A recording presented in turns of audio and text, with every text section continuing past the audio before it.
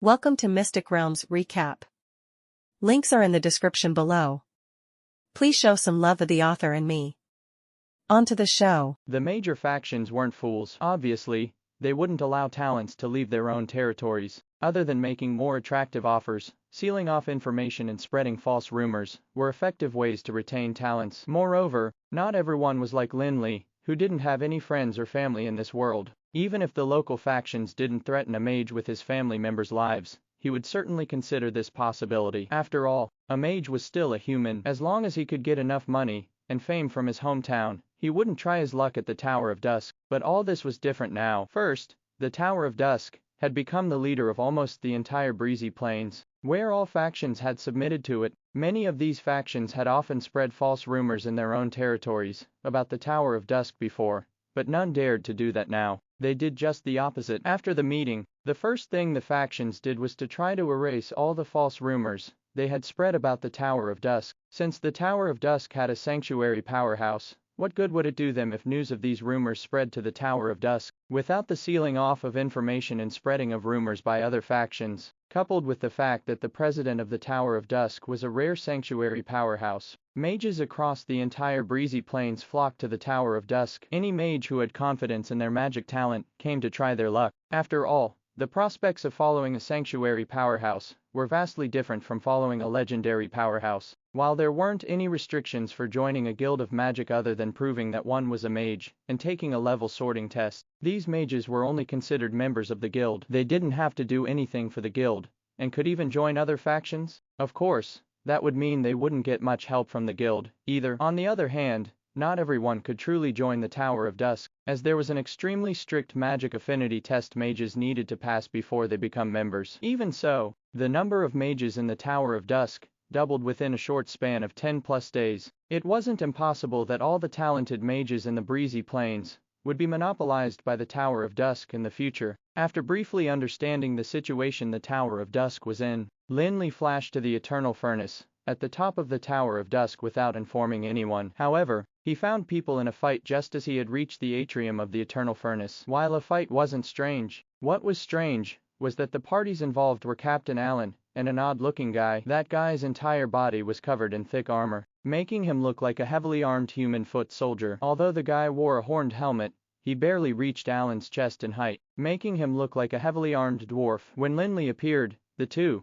stopped fighting. The heavily armed dwarf loudly yelled, "Flick, you're back. Come and see my new product." Judging from that sharp voice, Lin Li finally realized that it was Angelano inside this garish tin can. "Is this why you've asked me for magical metal?" Seeing that Angelano had raised the visor of his helmet, Lin Li felt defeated by Angelano. He had asked Lin Li for lots of precious magical metal before. Lin Li thought that he was going to make something amazing, but it turned out to be this armor. Angelano proudly replied, "Don't belittle my creation. I've experimented many times. Even the full blow of a legendary powerhouse won't be able to break the armor's defense. I don't oppose your making armor, but can you have a little standard for beauty?" Lin Li rubbed his forehead and couldn't bear to look at it any longer. Other armor was black, silver, or even gold, but Angelano's was filled with all the colors of the rainbow and more. The horned helmet was green, the horns white, the visor red, the breastplate yellow with purple, the pauldrons blue, the armors yellow. Heaven knew how Angelano managed to mix all these colors. If not for how perfectly the pieces fitted one another, Lin Li would have speculated if the armor was made taking bits and pieces from different suits of armor, hence varying in color. Angelano waved his hands,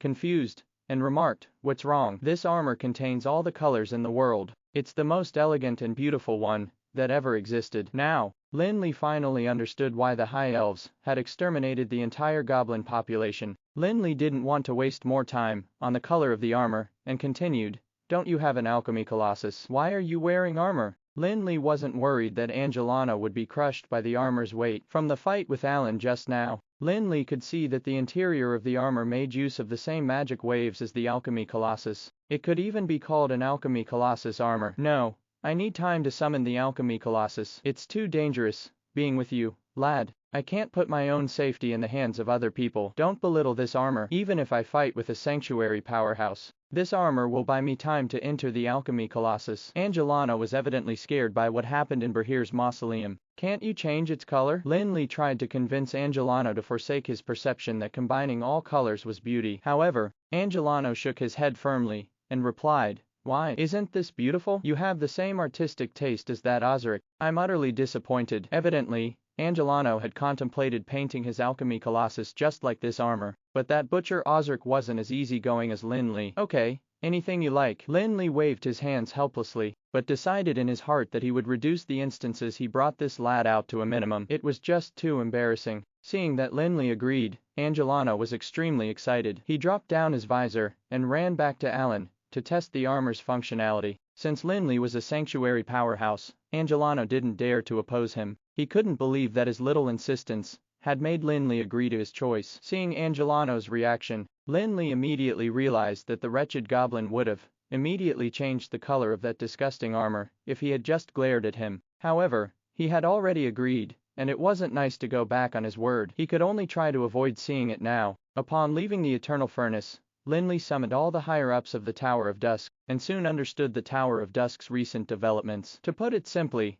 their business was getting bigger, and more talents were coming in. Potions and forging were the two pillars of the Tower of Dusk's industries. Now, their scale of production had expanded considerably. This expansion was brought about by the increase in demand after the other factions stopped obstructing them, making their business easier than before. A huge influx of cash had become the driving force for the Tower of Dusk reaching new heights. In the aspect of talent, Lin Li had seen an increase of 200-300 elite-level mages. These mages could form a mage legion after a certain amount of training. However, it had also brought problems. Out of these mages, there were some who were affiliated with certain factions, such as heirs of mage families, and direct disciples of the leaders of other factions. Gavin couldn't make a decision as to what arrangements to make for these people. It didn't seem suitable to keep them out, but also not safe to accept them. Lin Li didn't find it a problem, though. He resolved the problem by telling them to treat everyone equally. Given the fact that Lin Li was already in the sanctuary realm now, did he need to worry about trickery? After all, he wasn't boasting that anyone below the sanctuary realm was now like an ant to him. No one dared to offend a sanctuary powerhouse, as that meant death. As for other sanctuary powerhouses, they were too noble to do something like that. Lin Li didn't need to deal with the management of the Tower of Dusk personally now. He only needed to lay out the direction for Gavin and his team. After all, Lin Li didn't have time to waste on doing these trivial but complex things. The date Garesco had calculated was nearing. Although Tutankhamun had mentioned that one could seal spacetime rifts upon reaching the sanctuary realm, Lin Li didn't believe that it would be as simple as chanting a curse after experiencing the eternal darkness Altar's Great Rift. Darkness High Priest Rog had mentioned before that every Great Rift contained extremely powerful creatures. These creatures were waiting for the rift to completely open so that they could rush into Anral. How could they just sit and watch someone seal it? Moreover, Lin Li remembered that Rog had mentioned that out of all the rifts Garesco had calculated, there was one that even Rog feared. Although Rog suffered badly in the hands, paws, of Flame Dragon Lothar, he was still much stronger than Lin Li, who had just reached the sanctuary realm. For something that even Rog feared, Lin Li didn't think that he had the ability to provoke it with his current power, even with the 7 pieces of the debris of the stars. It was a necessity for Lin Li to obtain the Stars of Fury before sealing the spacetime rifts. However, Lin Li wouldn't feel safe with just the Stars of Fury. After all, he couldn't compare to the Immortal King. Even with the Stars of Fury and the 7 pieces of the debris of the stars, it would still be impossible for him to slaughter an existence like the Dragon of Destruction. Although Lin Li had experienced many soul-stirring moments after coming to Anral, he still feared death. Thus, Lin Li hoped to get as much assistance as possible to lower down the risk level of sealing the spacetime rifts before actually doing that. After seeing the Sky Castle's Sky Garden, Lin Li thought of the other Sky Castle that he possessed the control crystal of and could summon any time. However, he didn't forget the fact that a powerful ghost of High Lord Osric remained in that Sky Castle. When Lin Li had finished exploring the Sky Castle, the ghost was at the peak of legendary level. After such a long time, coupled with the help of the psychic array, Lin Li was certain that it would have reached Sanctuary Realm by now. Moreover,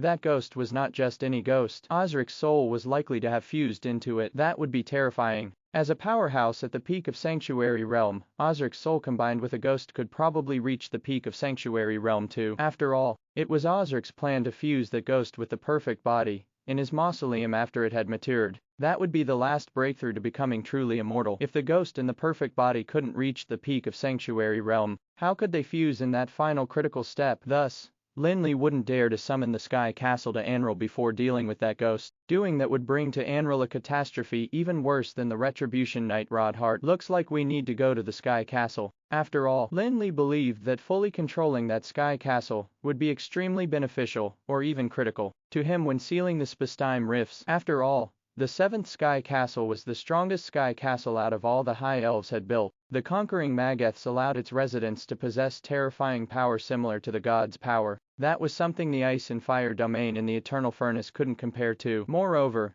that was something he had to do sooner or later. Once the ghost had reached the peak of the Sanctuary Realm, it was highly likely that the ghost would try to come to Anril even without Lin Li summoning the Sky Castle. If not, how could it fuse with the perfect body? Now that the ghost still hadn't left the Sky Castle, it was either because it wanted to gain control of the Sky Castle, or because it hadn't reached its maximum potential. Lin Li stayed in the Tower of Dusk for 20 days, and he politely declined all visitors. He focused on strengthening his realm once more. The conversations that he had with the 3 arbitrators definitely made Lin Li gain a lot of knowledge. Just because he did not advance in level, it did not mean that his strength hadn't increased. In particular, the use of power in the Sanctuary Realm was the knowledge that Lin Li needed the most now. 20 days later, Lin Li himself could feel that the combat power he was able to exert now was absolutely no longer comparable to what he had been able to use before. It was actually like a person who possessed a weapon having to learn how to use it, and how to exert its power to the fullest. It was like the difference in combat power between a person holding a sword and slashing like a madman and a person who had an amazing mastery of swordsmanship. The combat power exerted by the same sword would be different in his hands. After adjusting his state to his best, Lin Li began to consider the combinations of members in his team. His enemy could be near the peak of the Sanctuary Realm, and he definitely couldn't fight him alone. Besides, the ghost could also deploy the Undead Heaven, which was an ultimate necromagic spell that would summon countless undead creatures to fight with him. Lin Li definitely wanted to take a group of mages of the Tower of Dusk along with him, as well as a new batch of mages who had joined. He did not expect them to deal with the ghost, but given their strength, they would definitely be able to do so. At the same time, it would be a good training for the new mages, considering that the other party would summon a large number of undead creatures, apart from Norfalar and Ufalusi, his undead servants. Lin Li decided to bring the Holy Death Knights in the Black Front Fortress along with him. The Death Knights, who had divine power, were undoubtedly the arch-nemesis of the undead creatures. Besides, there was already a Retribution Knight amongst the undead creatures. He reckoned that a few more Retribution Knights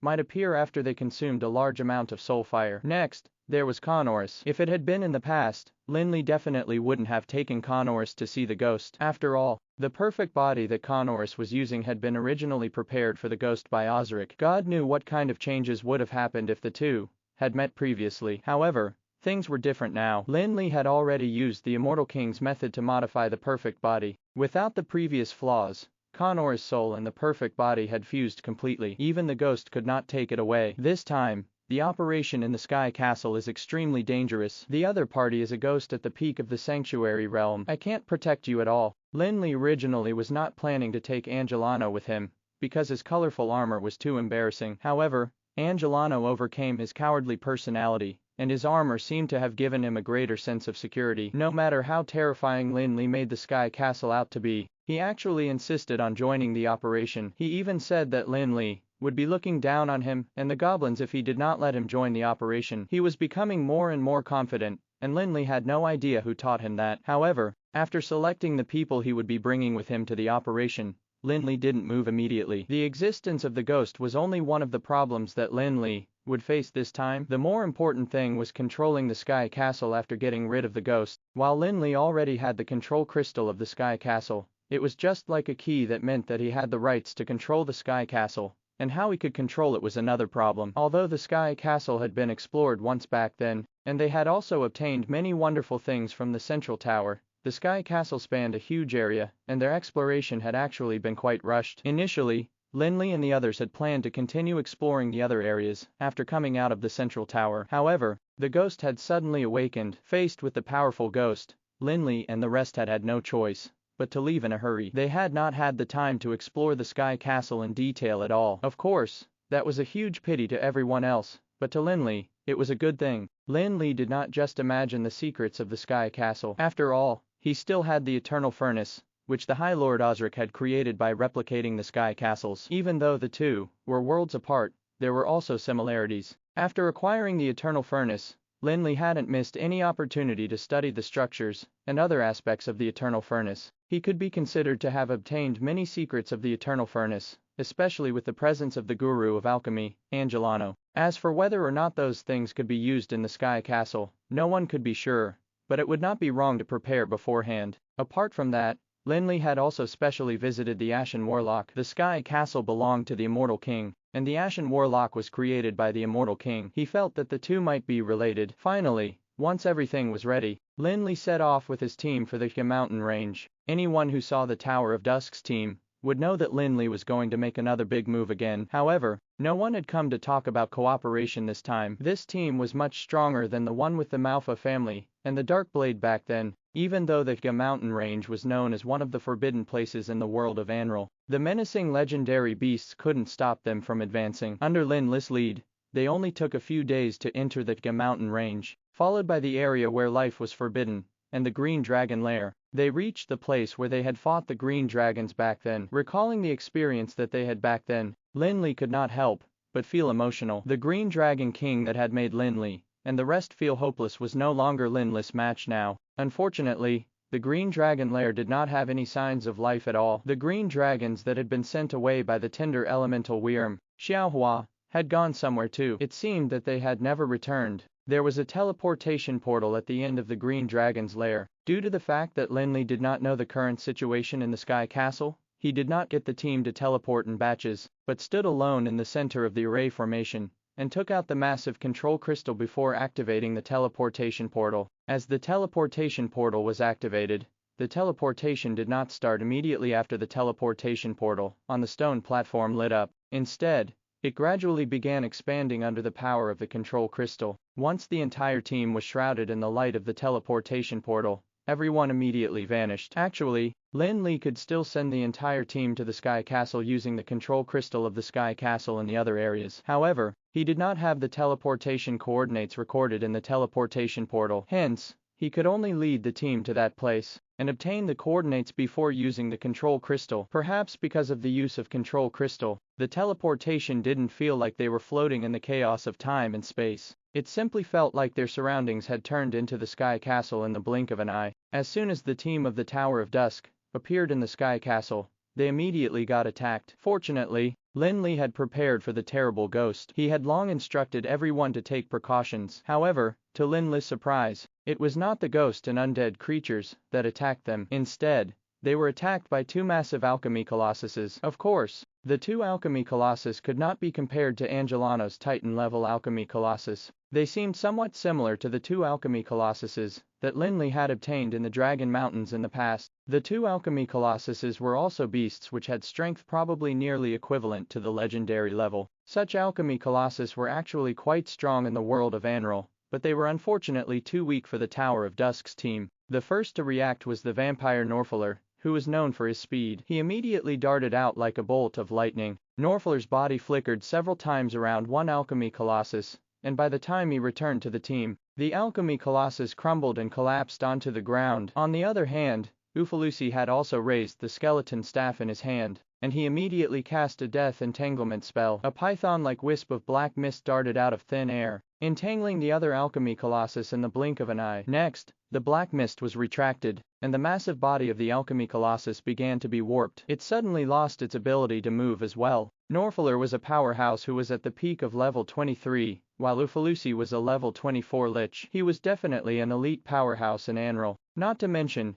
they had spent a long time with Angelano, and did know quite a lot about the weaknesses of the alchemy colossuses. They could easily deal with two small alchemy colossuses. At this moment, Lin Li discovered that the Sky Castle was no longer filled with undead creatures like when he left. Instead, there were two more teams of explorers. Lin Li was very familiar with the outfits of the members of one of the team. They were from the Brilliant Shrine, and composed of some priests and paladins. In the Brilliant Shrine, The priests were similar in nature to mages. They could use holy light magic for attacking and healing. The paladins were wearing regular armament of the brilliant shrine. There were some in every parish, and they were forces that maintained order. They were also known as guardian knights. The members of the other team were dressed specially, and they had a somewhat exotic vibe, which was rather complicated as well. There were mages, priests, warriors, and some alchemy colossuses. Without a doubt, the alchemy colossuses that attacked the Tower of Dusk were from that team. One is a team from the Brilliant Shrine. Could the other one be from the Rotterdam Kingdom? Basil asked in an uncertain tone with a frown.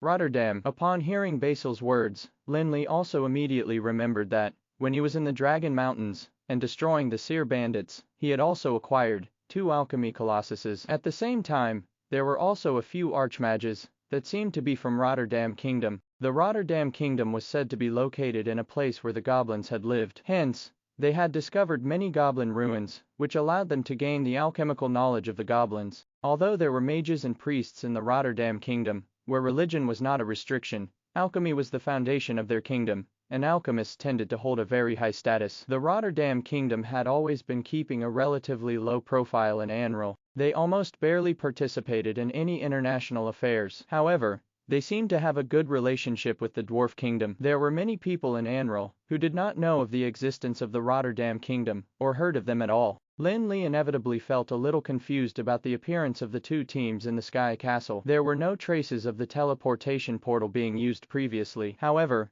he gave it some thought, and remembered that there were 4 teleportation portals in the Sky Garden of the Supreme Council, which led to different places of the Felon Kingdom. That seemed to be understandable. The Tower of Dusk's team suddenly appeared, and got rid of the 2 alchemy colossuses. That similarly attracted the attention of the 2 teams immediately. Right after the 2 alchemical giants were put down, a blonde-haired paladin wearing magnificent silver armor, who was from the Brilliant Shrine, pointed his sword towards the Tower of Dusk's team, and dozens of paladins immediately dashed out. The knights were riding white longmass one and clad in full-body silver armor. They were holding holy light cross spears, and arranged themselves in a neat formation, getting ready to charge. They darted towards the Tower of Dusk's team ferociously. At this moment, the team from the Rotterdam had also sent a few alchemy colossuses that were glistening with the glow of alchemy arrays, as they dashed towards the Tower of Dusk. Clearly, the 2 teams had no intention of communicating with the team from the Tower of Dusk, and were determined to annihilate the Tower of Dusk's team that suddenly appeared to take their share of the loot. However, at this moment, the other leader of the Brilliant Shrine's team, who was Archbishop Martin, who'd once invited Lin Li, also recognized the Tower of Dusk's team. The discovery made his heart tense up, as he immediately turned around and exclaimed at the Holy Paladin, who gave the orders. Jeremiah, tell them to stop, that's the team from the Tower of Dusk. Jeremiah sternly said, Archbishop Martin, I don't care who the other party is. The interest of the Brilliant Shrine is at stake. Any trespassers are considered blasphemy against the Holy Light, and will be sanctioned by the Holy Light. Jeremiah knew about the business dealings that the Tower of Dusk had with the Brilliant Shrine, but in the face of the great temptation of the Sky Castle, all friendship would be secondary. Even the arbitrators of the Brilliant Shrine could be killed, let alone the Tower of Dusk. Looking at the menacing Holy Light paladins, Lin Li kept a straight face, and calmly said, the new mages of the team, work with the Death Knights, and take them down. Try not to harm the rest. One reason why Lin Li ordered them not to hurt the rest was because he had some ties with the Brilliant Shrine, and he had also obtained some pointers from Pope Rosario of the Brilliant Shrine.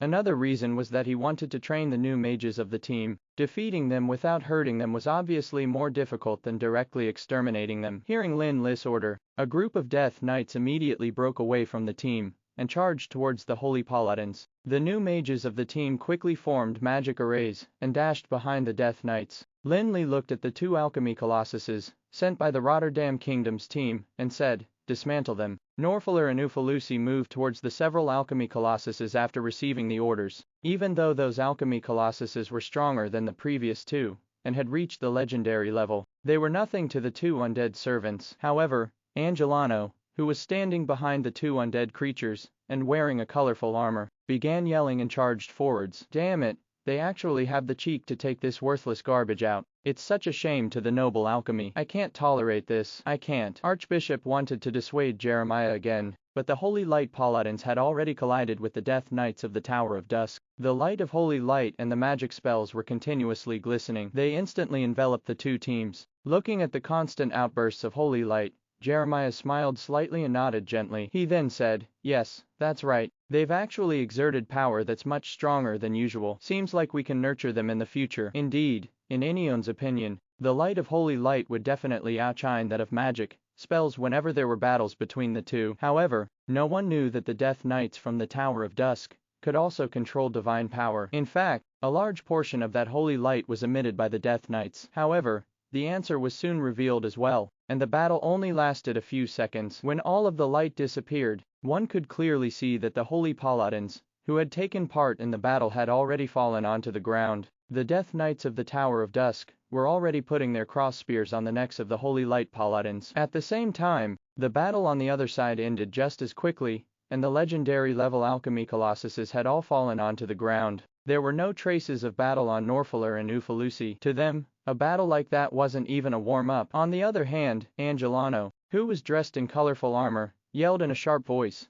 "Come out, let Lord Angelano see. What kind of trash is controlling this garbage?" I'm infuriated. Seeing that result, everyone in the teams of the Brilliant Shrine and Rotterdam was dumbfounded. What a joke. It ended just like that. Tens of holy light paladins and a few legendary level alchemy colossuses actually did not manage to last a few seconds. If the other party had gone all out, it might have been acceptable, but they had clearly only sent a small portion of their team to attack. "Ah, did you think I was afraid that you'd hurt them?" the Archbishop hollered at Jeremiah, who was dumbfounded, after which he pulled him towards the Tower of Dusk. He exclaimed, "President Flick, it's a misunderstanding, a misunderstanding." Although he was shocked by the strength shown by the Tower of Dusk, Jeremiah's face grew sullen after hearing that Archbishop Martin had swallowed his pride and spoke to a young man in such a humble tone. He was in charge of the Holy Paladins and was given the title of the Holy Blessing Paladin by the Brilliant Shrine. He was also the Prince of the Leaden Kingdom, whose status was on par with Archbishop Martin's. Since Archbishop Martin had behaved that way, did he have to do the same and bow to the Nameless Junior in front of him? "Archbishop Martin, you don't have to worry. We've merely given them a small test, which they managed to pass by fluke. Don't worry, I'll personally make sure to teach them a lesson next." Jeremiah did not want to admit defeat easily. Although the other party looked rather powerful, he felt that his peak legendary level strength was enough to suppress them. Upon hearing Jeremiah's words, the Archbishop became even more anxious, and he couldn't care about Jeremiah's identity anymore. He reprimanded, "I'm telling you, President Flick is also at the peak of the legendary level, and he might not be inferior to you. How are you going to teach him a lesson? Besides, the Tower of Dusk has a lot of business dealings with us, and we share a very close partnership. Do you think it's more reliable to work with them, or with those people from Rotterdam?" Jeremiah was shocked speechless. The cooperation with the people of Rotterdam was actually a complete coincidence, and was formed simply because they had all found clues about the Sky Castle. In fact, in Anril, the Rotterdam Kingdom was actually a closed nation, which had almost never forged any relations with other nations. In the past 1,300 years or so, the Brilliant Shrine's cooperation with Rotterdam Kingdom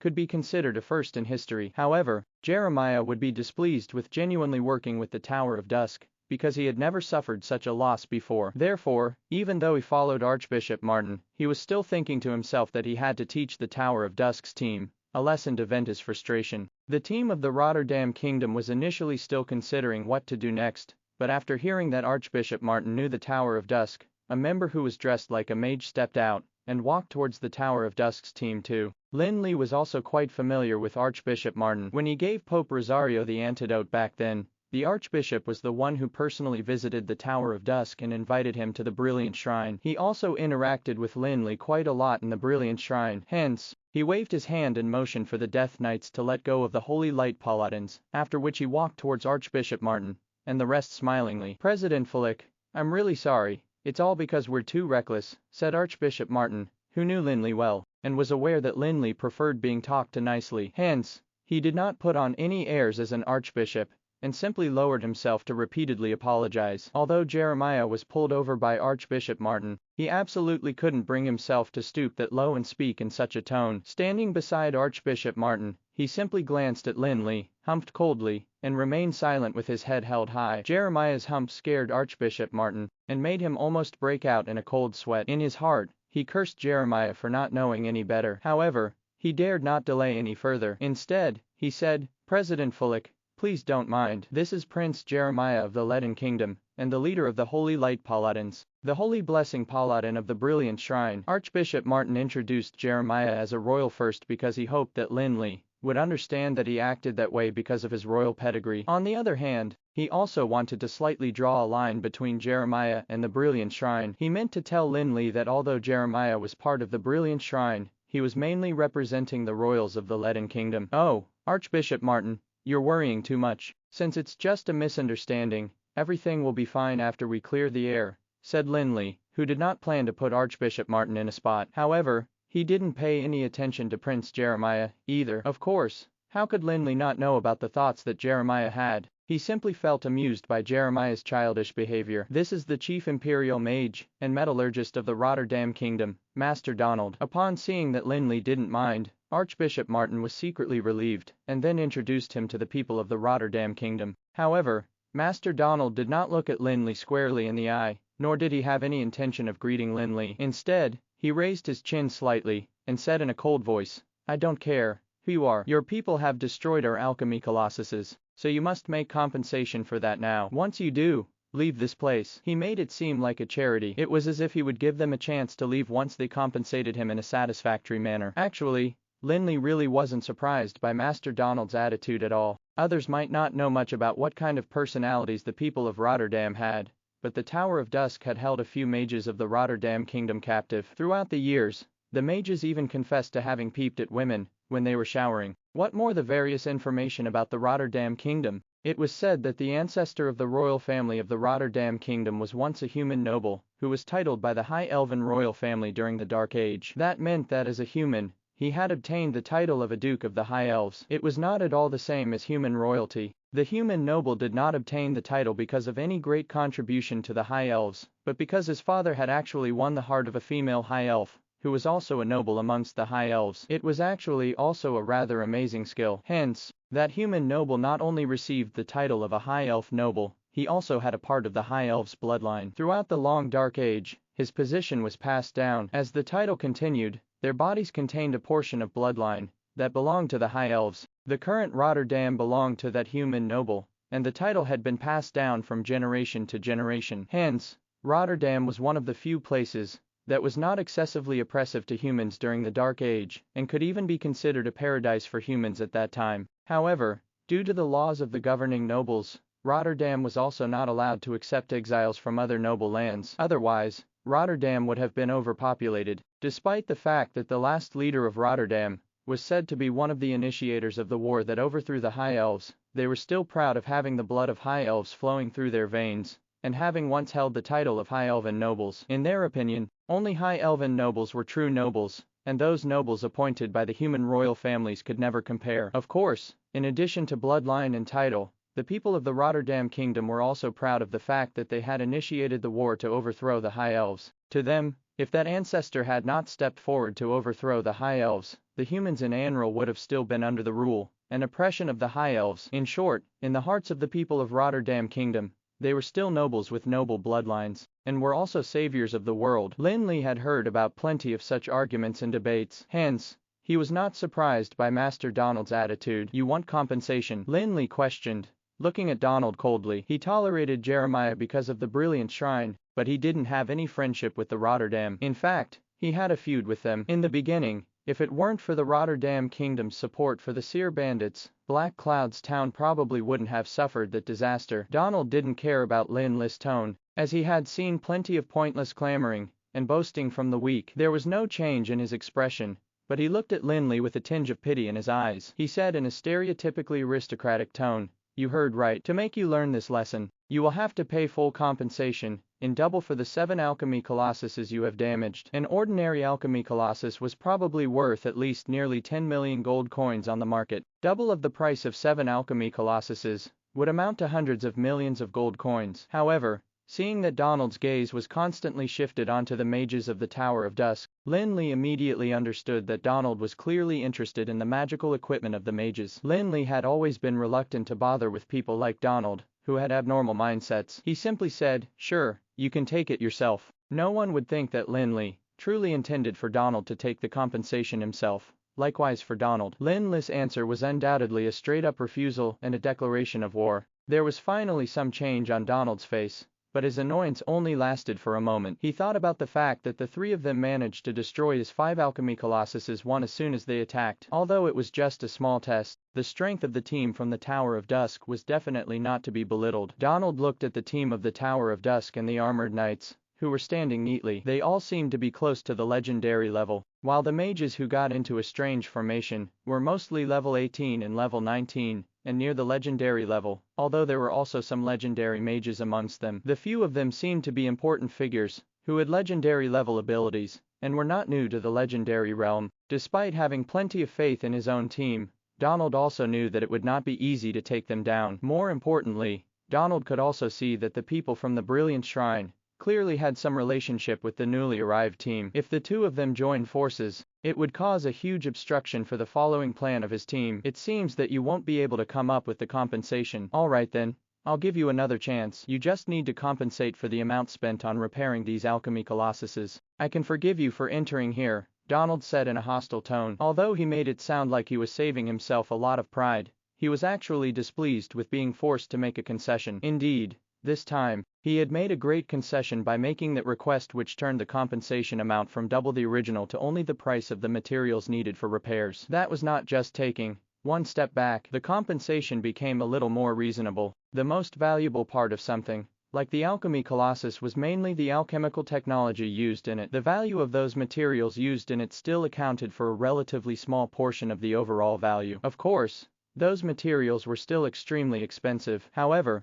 they could at least still be found, unlike the technology used for the alchemy colossus, which was monopolized by the Rotterdam Kingdom. However, even then, the materials used for creating the alchemy colossus were not something that just anyone could get their hands on. Moreover, everyone was there to explore the Sky Castle, and no one would bring those items for no reason. Clearly, even if the compensation conditions were reduced, he was obviously still trying to make things difficult for them. Archbishop Martin frowned slightly, and immediately wanted to stand out to speak up for Lin Li. However, Prince Jeremiah had been thinking about how he could regain his pride. He naturally didn't want to miss that opportunity, so he held Archbishop Martin back. Seeing that, Archbishop Martin glared at him. Jeremiah hurriedly whispered into his ear, "Wouldn't it be better for us if their relationship becomes even more hostile?" Archbishop Martin was of course aware that that was not what Jeremiah really thought, but considering the relationship between the royal family of the Leaden Kingdom and the Brilliant Shrine, he had no choice but to bear with it for the time being. Jeremiah was secretly happy about having convinced Archbishop Martin with one word of his.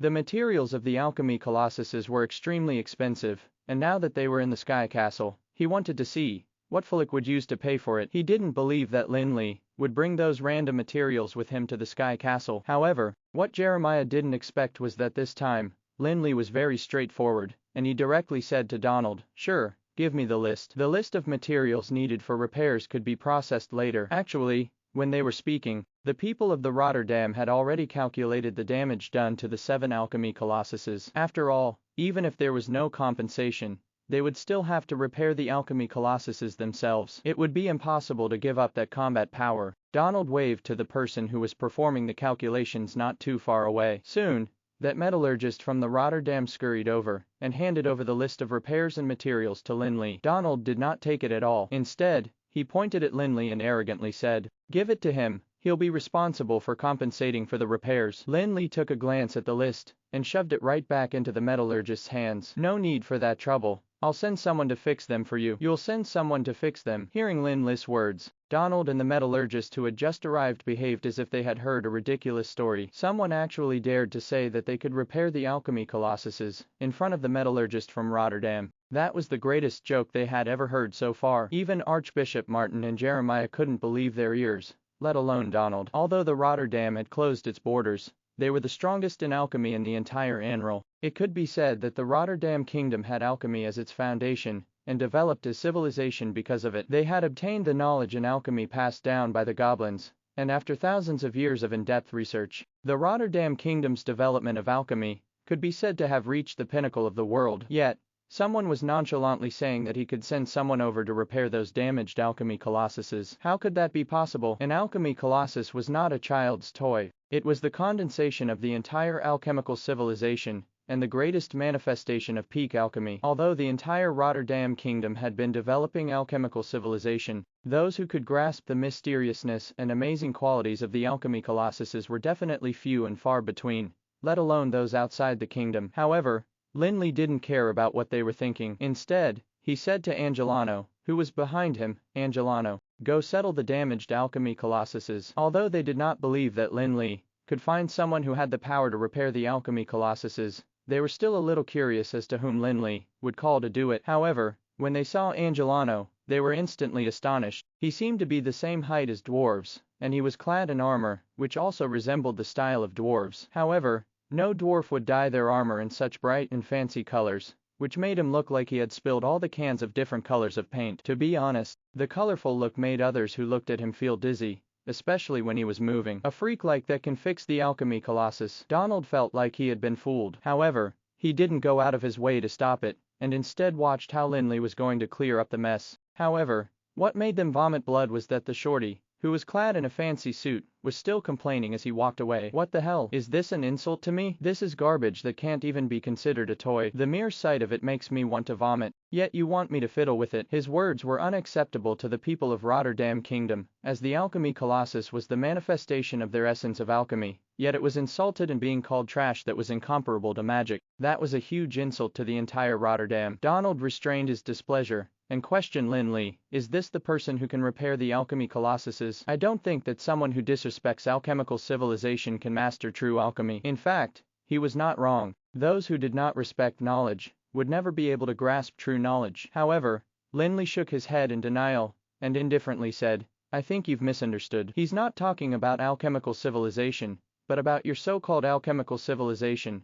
Well, I'd like to see what rights you have to question our noble alchemical civilization." After all, Donald still had some concerns, and did not really want to start a war with the Tower of Dusk. Although it was important to maintain his creed, the Sky Castle was his top priority at this moment. At this time, Angelano had already arrived close to an alchemy colossus. A metallurgist from the Rotterdam Kingdom was standing beside it with folded arms, and watching Angelano coldly. He refused to believe that a clown like him would be able to repair the alchemy colossus. Indeed, instead of carefully understanding the structure of the alchemy colossus, and carefully analyzing the damaged parts as those metallurgists had imagined, Angelano took out some tools from nowhere, which gave the metallurgist a huge shock. There was a crowbar that seemed like a short spear, and a hammer that looked like one that was usually used by blacksmiths. Holding the two seemingly ridiculous tools, Angelano walked towards the destroyed alchemy colossus. Without looking too much at it, he started waving the tools in his hands. "Damn it, is this clown really a dwarf?" The metallurgists, who were initially looking at him coldly,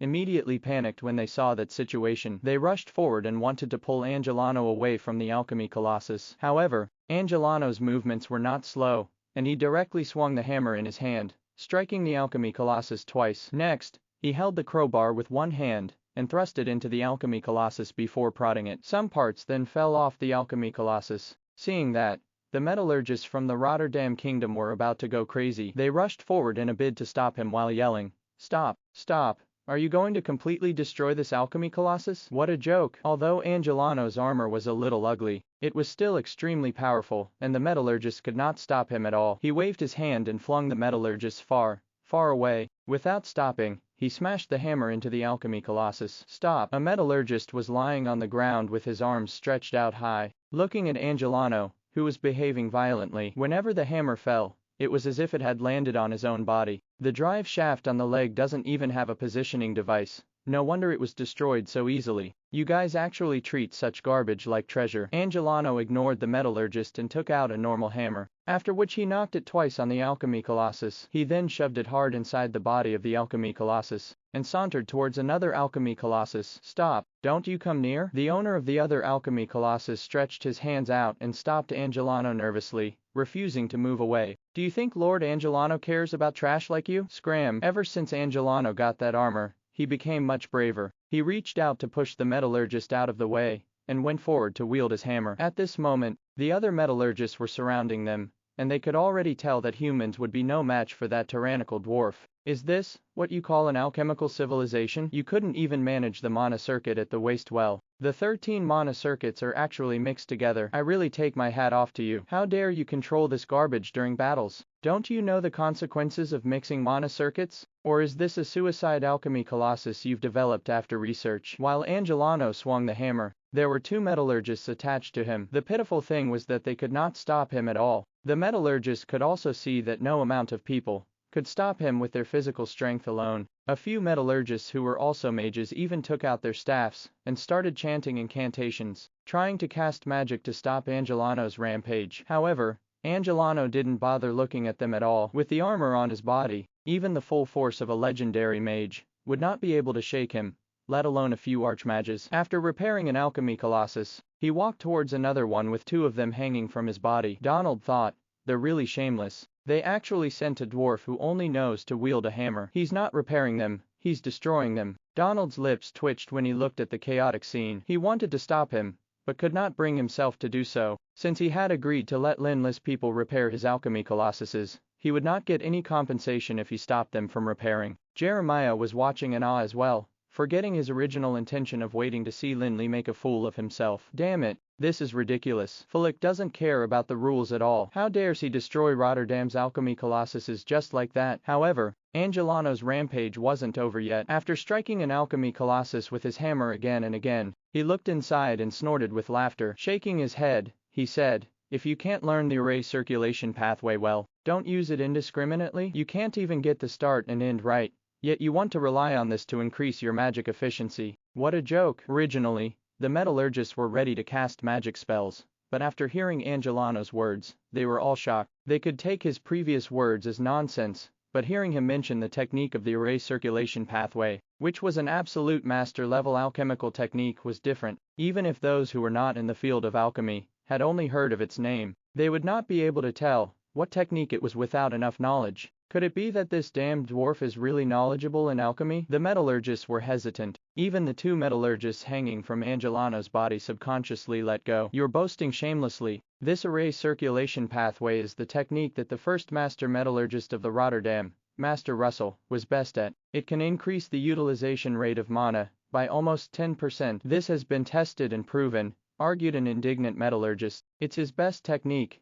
and yet he still made it end up like this. Seriously, everyone really dares to call themselves a master nowadays, Angelano said in a disdainful tone, while fiddling with the alchemy colossus. He sternly hollered, increase by 10%, more like a 10% increase in wear and tear. Using the array circulation pathway to reuse the remaining mana can increase the utilization rate. But didn't anyone notice that in this array circulation pathway, the mana left over from each cycle appears a second time? Well, is that not the case? Another metallurgist asked guiltily. Indeed. You're a bunch of idiots. All you do is use it like fools. You people are clueless about the profound things. According to the design of the array circulation pathway, the remaining mana that is circulating will not only not be utilized a second time, but will also increase the depletion of mana that is flowing in. You are a bunch of fools who are deceiving yourselves and using it joyfully. You are hopeless, Angelano exclaimed while readjusting the settings inside the alchemy colossus. He then leapt off and walked towards the other one. Could it be real? Impossible.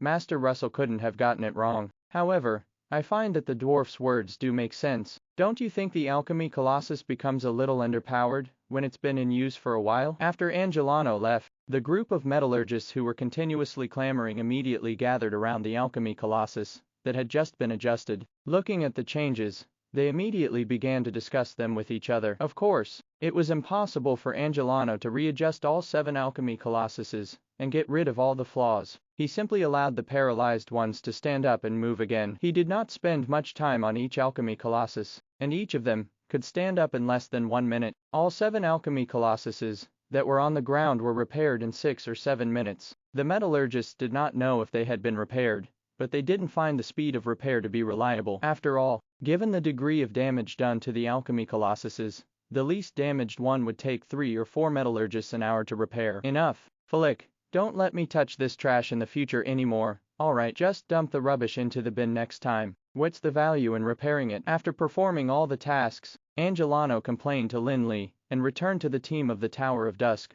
without looking at Donald and the rest. Where did that dwarf come from? Could he have really repaired 7 alchemy colossuses within such a short period of time? Was he telling the truth, or were they just frivolous comments? Donald looked at the colorfully dressed Angelano, and refused to believe that he could do that. According to your request, I've repaired the alchemy colossuses. Is there anything else you need? Lin Li questioned coldly. What he meant to say was Donald should stop being an eyesore if he didn't have any other issues. Donald finally recovered from the shock and humphed coldly. Is that so? How do you know it's fixed if you haven't tried it? At this time, there was actually no need for Donald to give orders, as a few metallurgists had already scurried over to each maneuver their own alchemy colossus after some discussion. As soon as Donald finished speaking, an alchemy colossus that was originally paralyzed on the ground stood up shockily from the ground. Upon sight of that, Donald fell silent with a sullen expression. At the same time, he had more suspicions about Angelano's identity. If everything that he said was true, and he had indeed repaired all 7 alchemy colossuses, his attainments in alchemy were probably not inferior to Donald's. However, Donald felt that he had never heard of such a clown in his circle before. The top metallurgists of Anral were in the Rotterdam Kingdom, and that was a fact known to all. That was not to say that there were no other master metallurgists outside of the kingdom, but rather that not every metallurgist could research alchemy colossuses. The Leaden Kingdom valued faith greatly, while the Felon Kingdom valued magic. In the entire Anral, Rotterdam was the only kingdom which would provide all kinds of superior conditions as well as enough resources for their metallurgists. Hence, metallurgists, especially those who specialized in alchemy colossuses, would find it difficult to progress outside of Rotterdam. Once they achieved something, their reputation in Anral would become greater, and they definitely wouldn't remain unknown. Hey, it seems hard to control this alchemy colossus, said Jeremiah, who couldn't help butting in, implying that there still had to be something wrong with that alchemy colossus, thus making it inflexible. Jeremiah had been waiting to see Lin Li make a joke out of himself, but not only did he have no opportunity to do so, he even watched Lin Li getting all smug. Deep down, he was much more anxious than Donald. Fortunately, he noticed how clumsy the alchemy colossus was, and thus quickly pretended to be shocked and reminded Donald. However, before Jeremiah finished speaking, the alchemy colossus that had stood up already started to become more and more flexible, and even made quite a few complicated movements. Jeremiah didn't understand the meaning of those movements, but how could Donald as a master of alchemy not know how hard it was for the alchemy colossus to perform those actions in the past? The other 6 alchemy colossuses stood up from the ground, apparently without any problems, at least for the time being. However, not all of them gained in flexibility like the first one did. After all, Angelano had only fixed the damaged parts, and was not obligated to give them a full body checkup. However, it was already shocking enough to know that the repair of the 7 alchemy colossuses only took a mere several minutes. He managed to restore and even improve the 7 alchemy colossuses within such a short period of time. That was incredible and godly. We still need to conduct further tests. I'll take my leave first. Seeing the situation, Donald felt that he could not continue staying there any longer. Besides, deep down, he was also eager to know the changes that had happened to the alchemy colossuses. Donald bade them goodbye. Before the rest could react, he simply waved his hand, and brought those 7 alchemy colossuses with him to his own team. At this moment, they could basically tell that the 7 alchemy colossuses had indeed been repaired. Donald was most anxious to know about the changes in the performance of the alchemy colossuses, and he wanted to verify if the dwarf was telling the truth or merely spouting nonsense. The alchemy colossuses were created by the first master of alchemy of the Rotterdam, Russell. It could be said that he was the one with the highest attainments in alchemy in the entire Rotterdam Kingdom. He was even almost a guru-level metallurgist. Yet, Master Russell's work was actually that flawed. If everything was real, the dwarf's attainments in alchemy would be too terrifying. Terrifying was not just about amazement with Angelano's superb alchemical skills, but also something that would actually threaten the Rotterdam's team. A metallurgist who understood the structure of the alchemy colossuses that well had to be very knowledgeable about the various weaknesses of the alchemy colossuses. If the two teams were to get into a conflict, the Rotterdam's team would definitely suffer a great blow,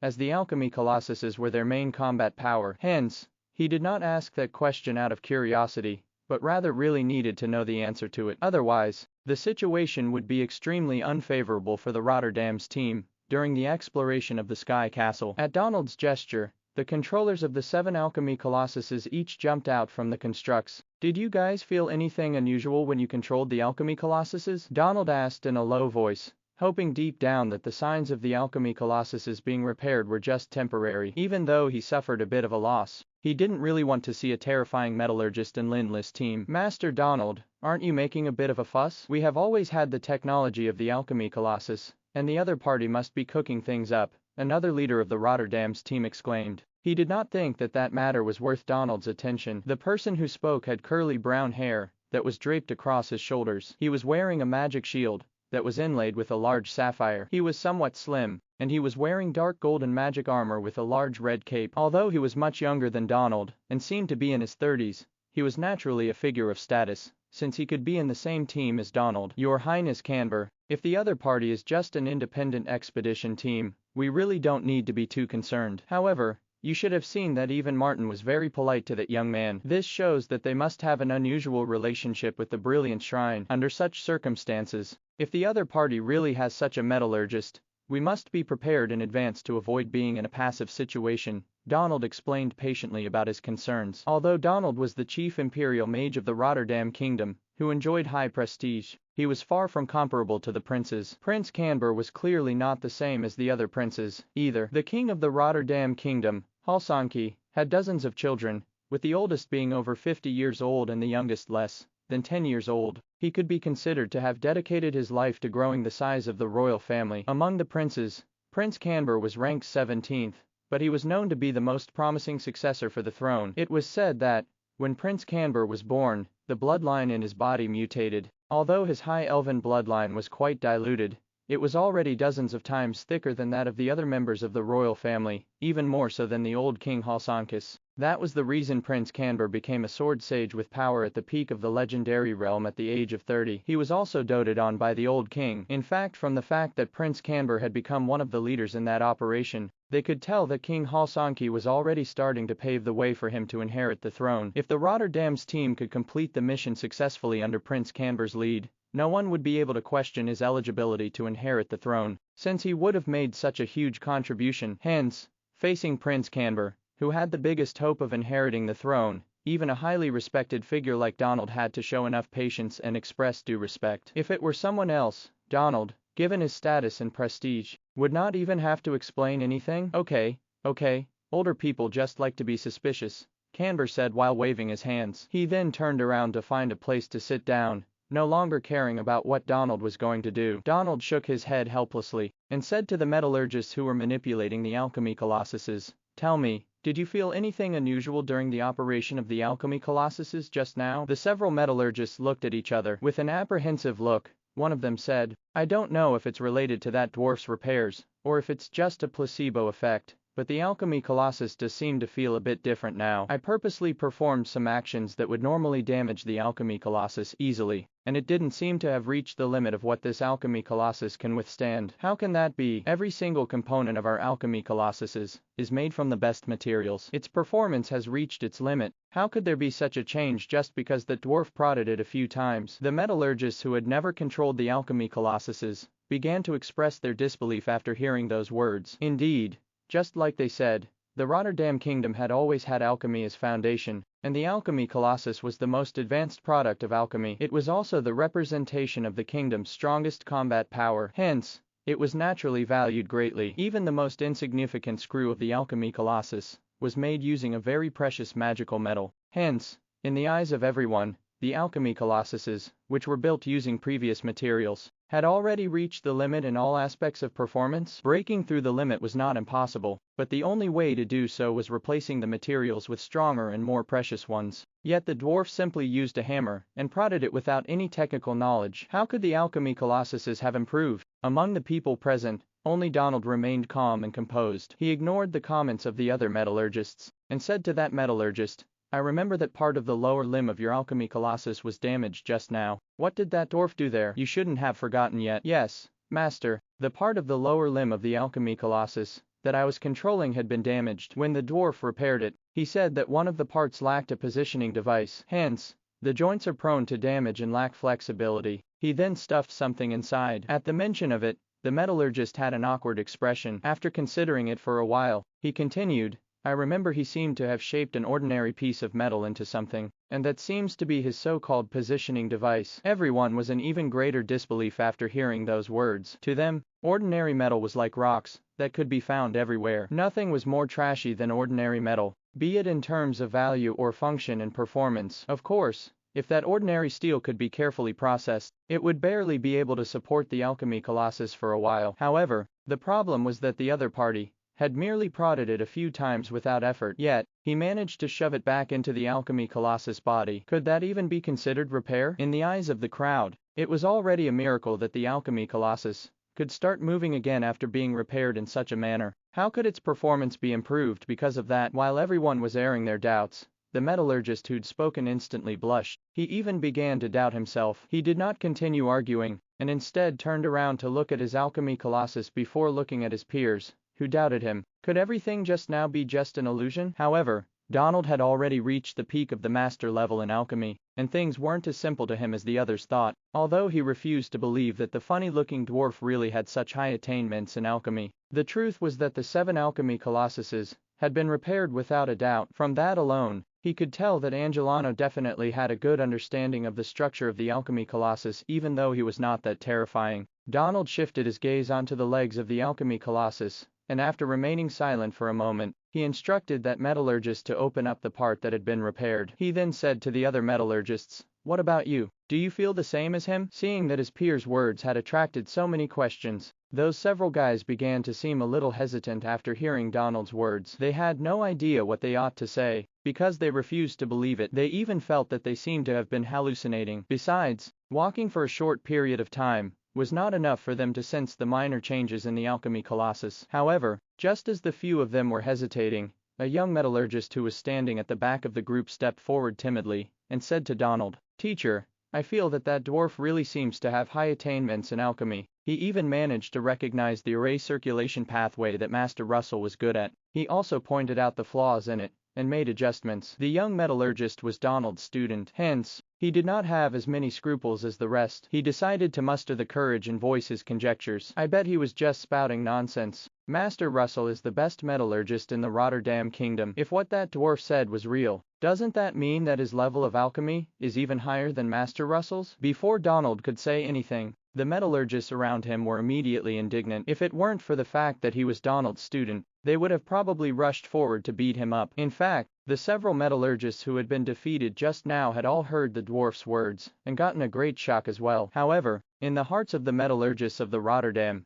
Master Russell was a godly existence in the field of alchemy. They could not tolerate the slightest blasphemy against him from others. More importantly, Russell, who was known as the best metallurgist, also represented the greatest achievements in the development of the entire Rotterdam Kingdom. If Russell's standards in alchemy were doubted, it seemed to mean that the entire Rotterdam Kingdom was doubted as well. That was not something that the metallurgists of the Rotterdam could accept. All along, in the hearts of the metallurgists of the Rotterdam, alchemy civilization was definitely the direction of the civilization of the entire world. Magic civilization and religious civilization would be eliminated by history, and they would eventually become the guide to world civilization. If the alchemy that they had been proud of, which was the powerful tool to guide the world's civilization, was criticized and deemed worthless by an outsider not from the Rotterdam, how could they talk about guiding the world's civilization? Donald was well aware that his student, Nick, had already reached 70% to 80% of his standards in alchemy, and wouldn't be easily fooled by the other party. However, if that dwarf genuinely had a higher level of alchemy than Master Russell, Donald wouldn't believe it. However, fortunately, the alchemy colossus was right there, and as long as he carefully inspected it, he would be able to see everything clearly. Hence, Donald immediately ordered a few metallurgists to carefully examine the alchemy colossus that had been damaged. At the same time, he also asked his student Nick and a few other metallurgists to test the alchemy colossus that had its array circulation pathway modified. The degree of agility of the alchemy colossuses was subject to one's sensory perception. However, through testing, the data would show if the power consumption had changed or not. Prince Canber, who was sitting a short distance away, was enjoying the service of the servants beside him, while looking at the metallurgists, whom Donald was instructing, in disdain. Although he was a sword sage, who was at the peak of the legendary realm, he was the prince of the Rotterdam, and was also quite accomplished in alchemy. Hence, he knew how difficult it would be to achieve success in alchemy. The alchemical civilization of the Rotterdam stood on the foundation of the ancient goblins, and managed to reach such a height after thousands of years of research and development. One condition was the legacy of the ancient goblins, and the other was the research of a nation, both of which were unachievable by any force of today. Master Russell was able to become the top metallurgist of the Rotterdam because he grew up in the environment of the Rotterdam Kingdom. He had an unparalleled foundation for research and the support of an entire kingdom. That was how he'd managed to achieve what he had. Master Russell's level of alchemy also represented the pinnacle of the entire Rotterdam Kingdom's standards of alchemy. Hence, Camber definitely wouldn't believe that there would be anyone outside the Rotterdam Kingdom whose level of alchemy could surpass that pinnacle. However, due to Donald's prestige, he simply looked on indifferently without opposing him. Under Donald's orders, many metallurgists began to get busy, and the alchemy colossuses that had just been repaired were soon opened up. Soon, the parts that had been repaired were presented in front of everyone. When Angelano was repairing the alchemy colossuses just now, the metallurgists did not bother looking carefully at all. One reason was that Angelano's movements were too quick, and the other was that they didn't believe that a funny-looking dwarf would repair the alchemy colossuses. After looking at the repaired parts carefully, the metallurgists were instantly dumbfounded. They couldn't believe that that was how their alchemy colossuses were repaired. There were strange items stuffed in the parts, and there was a slight change in some parts. Honestly, after seeing all of that, the first thing they did was not realize how high Angelano's standards in alchemy were. Instead, they began to suspect if they were hallucinating. However, the metallurgists who took part in the operation this time were, after all, top talents in the Rotterdam Kingdom, and as they researched and delved deeper, they began to look surprised. There was soon a look of surprise on their faces again. The changes that were not too impressive at first gradually began to seem extraordinary. The metallurgists who were making disdainful comments about the parts that had been repaired at first gradually stopped discussing. They seemed to have lost their souls as they simply looked on, dumbfounded. There was gradually more suspicion in their eyes, and they seemed to be continuously thinking about something. It was as if their entire minds were drawn in by the inconspicuous changes. Seeing such a situation, Donald couldn't care less about waiting for the test results. He immediately stepped forward and began studying the changes of the alchemy colossuses together with the metallurgists. Donald's attainments in alchemy were, after all, much higher than those of other metallurgists. Hence, he soon saw the amazing changes. Donald looked at the alchemy colossuses one by one. The more he looked at them, the more he couldn't suppress his astonishment. Although the changes were subtle, the alchemical theory underlying them made him feel like he had gotten an eye-opener. At this moment, Prince Canber, who had been watching indifferently, had also sensed that something was wrong. He slightly restrained the contempt shown on his face, and quickly walked closer to Donald. To his surprise, both Donald and the other metallurgists actually did not react to his arrival. They were still staring at the alchemy colossuses. "Master Donald, are the results of your inspection ready?" asked Canber, who was displeased about being ignored. He thought, aren't these just a few alchemy colossuses? Must they behave in such an exaggerated manner? Donald snapped out of his thoughts and glanced at Canber before shaking his head slightly. In an amazed tone, he said, "Although we're still not certain what level of alchemy the other party has reached just by investigating these things, the various wonders and mysteries in this do make me feel a bit frightened. What kind of force is that Tower of Dusk? They actually have someone so proficient in alchemy. What Tower of Dusk? I've never heard of that force before. What's there to worry about? I think that dwarf has merely done these randomly by mistake. I think we'd better not waste time on these trivial matters. Let's discuss the next course of action." In the eyes of Canber, only the brilliant shrine could be a match for them. During the operation this time, the Tower of Dusk, which he had never heard of, was not worth his energy at all. However, at this moment, Donald's student, the metallurgist Nick, who was in charge of the array circulation pathway, strode towards Donald and Canber, unable to hide the excitement on his face. "Your Highness Canber, teacher, the results of the test of the array circulation pathway are out," Nick said in a shaky voice, after he bowed to the two of them. Although Nick had yet to reveal the results of the test, Donald and Canber could already vaguely make some guesses after seeing his behavior. At the same time, the alchemists surrounding them were also attracted. They looked at Nick nervously. "Why are you panicking? Tell us, what are the results of the test?" Donald asked with a frown. He lectured Nick, but in fact he was actually trying to relieve the tension he himself felt. The surroundings became quiet, and all the metallurgists seemed to hold their breath at this moment. They seemed to be waiting for the final judgment, and for Nick to announce the results of the test. Master Russell was like their god, while alchemy was their religion. If the dwarf's words were real, it would undoubtedly be a huge blow to them. It was like how a person had painstakingly prepared a trump card,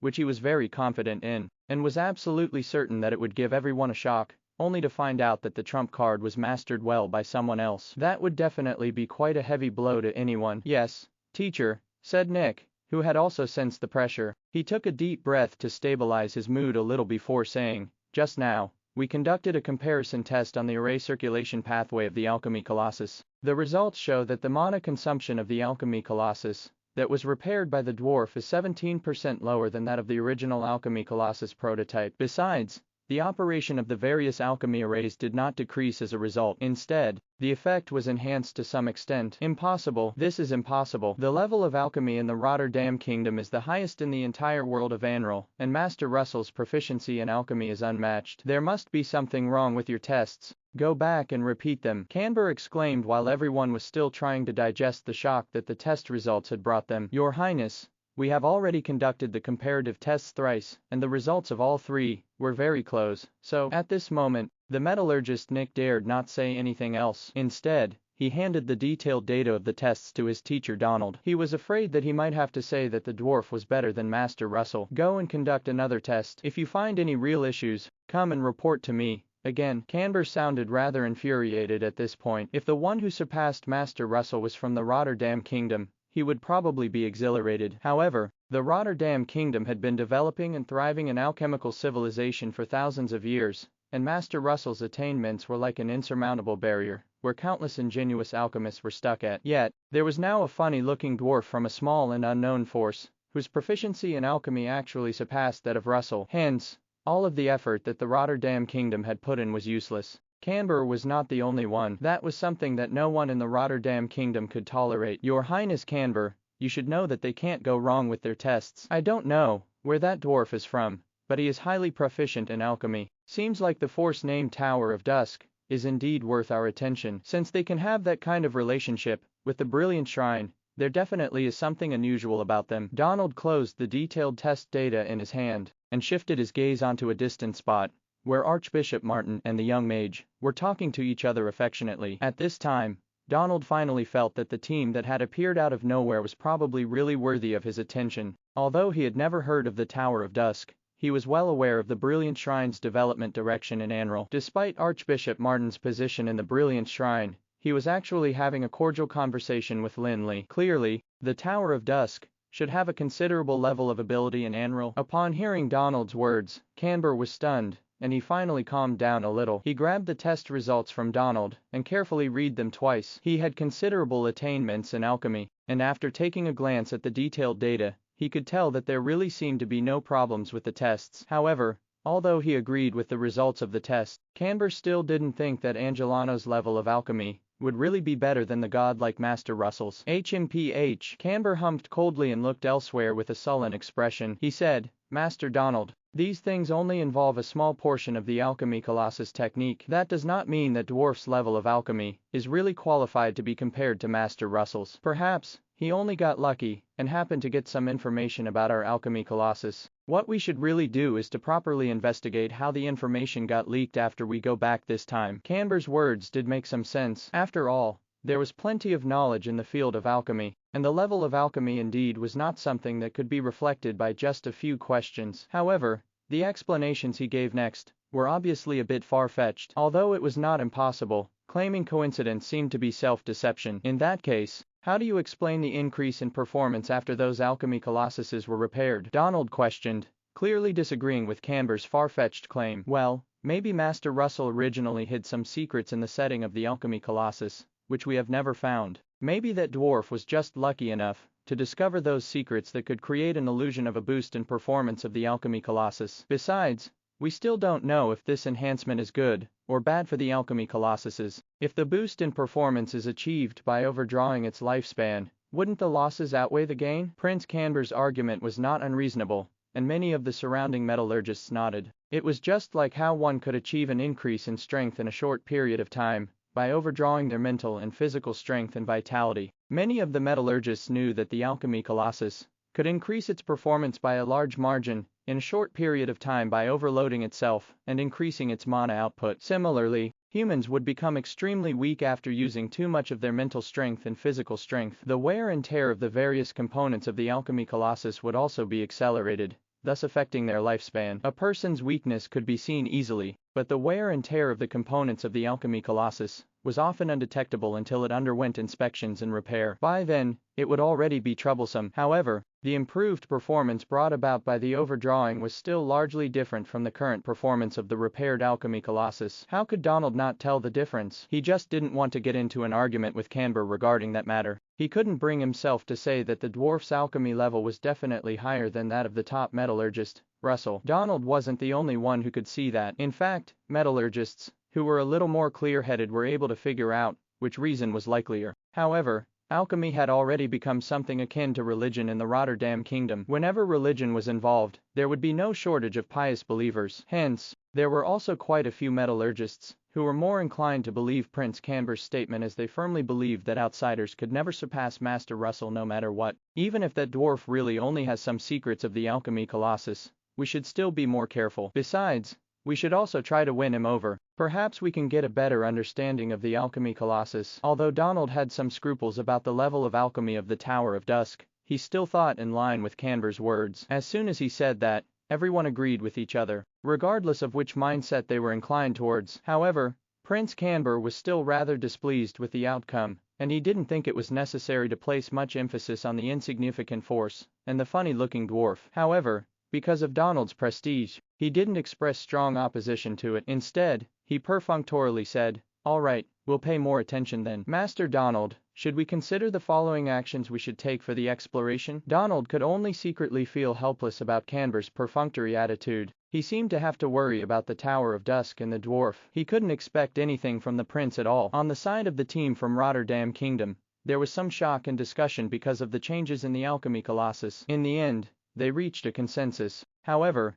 everyone had a clear answer deep down in their heart, and none of them could be convinced at all. On the other hand, Lin Li and the Archbishop were chatting in a cordial and friendly manner about their matters, just like what Donald and the others saw. Meanwhile, Prince Jeremiah had been waiting for the test results so that he could annoy Flick. However, to Prince Jeremiah's disappointment, there were no other results even after the numerous alchemy colossus were dismantled. Damn it, is that funny dwarf really that good at fixing alchemy colossuses without effort? Of course, Prince Jeremiah didn't know that the people from the Rotterdam Kingdom also had the same doubts as him. They were also annoyed at Angelano's level of alchemy. Jeremiah would look at the situation of the Rotterdam Kingdom's team for a while before gritting his teeth and clenching his fists. Lin Li, who was at the side, could already tell what the prince was being anxious about. However, given Lin Li's current realm, he only felt a little amused. For the sake of Archbishop Martin's face, he didn't bother to argue with Jeremiah. After the casual chat with Archbishop Martin, Lin Li also knew how the people from the Brilliant Shrine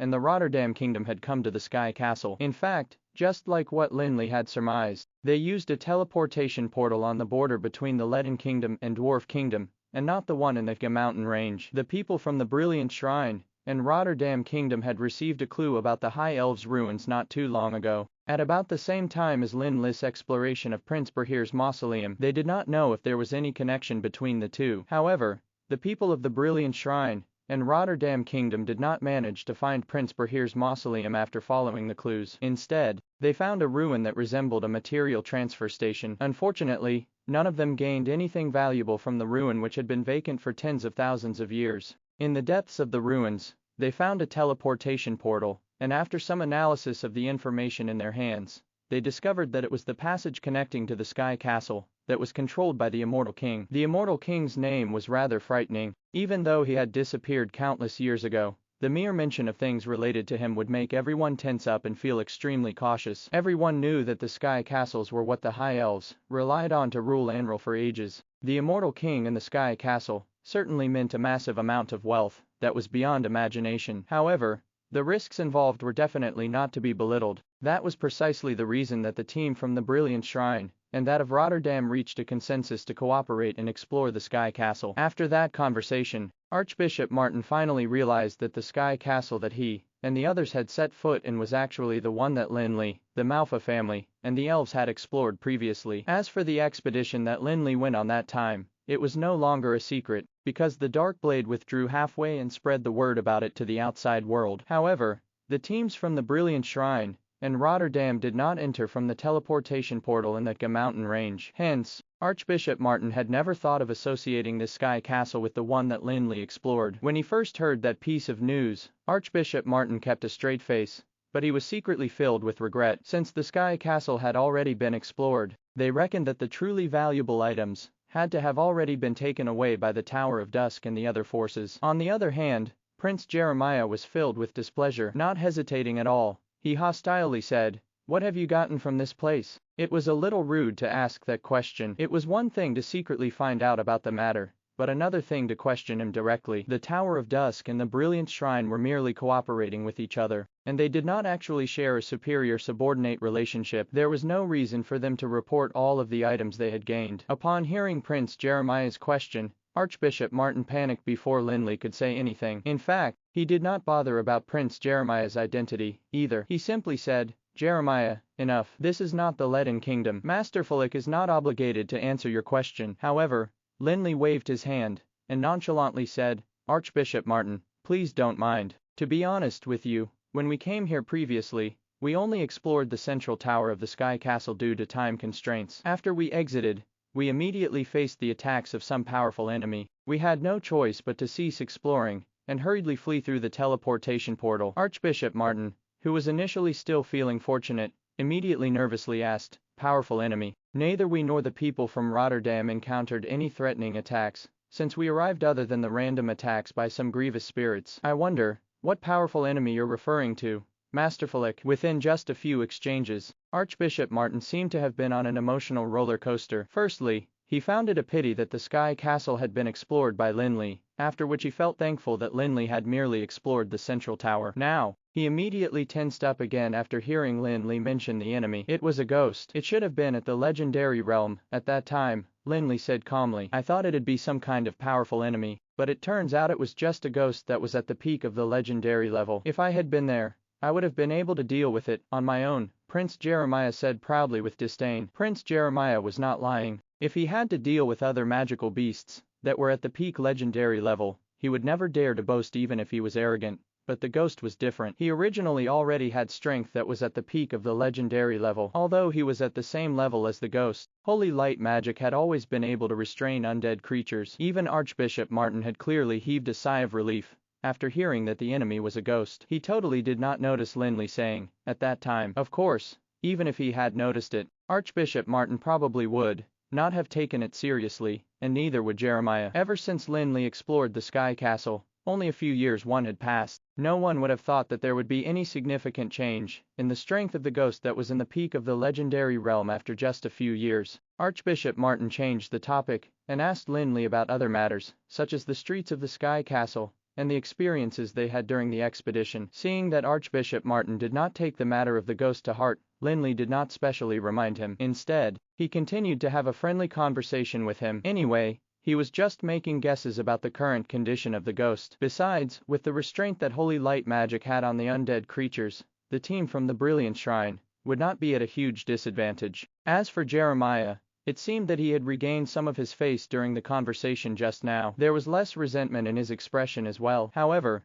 he was not satisfied yet. He had lost plenty of face previously, and he was merely getting back some interest now. At this moment, a young mage from the team of the Tower of Dusk walked over. It was Alan, who was in charge of leading the mages. Alan had an unnatural expression on his face. He walked towards Lin Li and said in an awkward tone, "President, a few mages got injured during the battle just now." "Damn it, they actually got injured under such circumstances. It seems like this bunch of greenhorns have not been training hard enough," Lin Li thought to himself. Lin Li, who was initially full of smiles and chatting with Archbishop Martin, grew sullen after he heard the news from Alan. Although the mages deployed in this battle were all newly recruited, Lin Li felt that the battle was rather easy. Besides, they had the protection of the Death Knights. He thought that they still had to go through actual combat sessions, as studying magic all day in the Tower of Dusk would only create a batch of magic scholars. The essence of magic was still a type of battle too. It was the weapon that was essential for the survival of weak humans. Mages without combat power would be akin to garbage. In present-day Enril,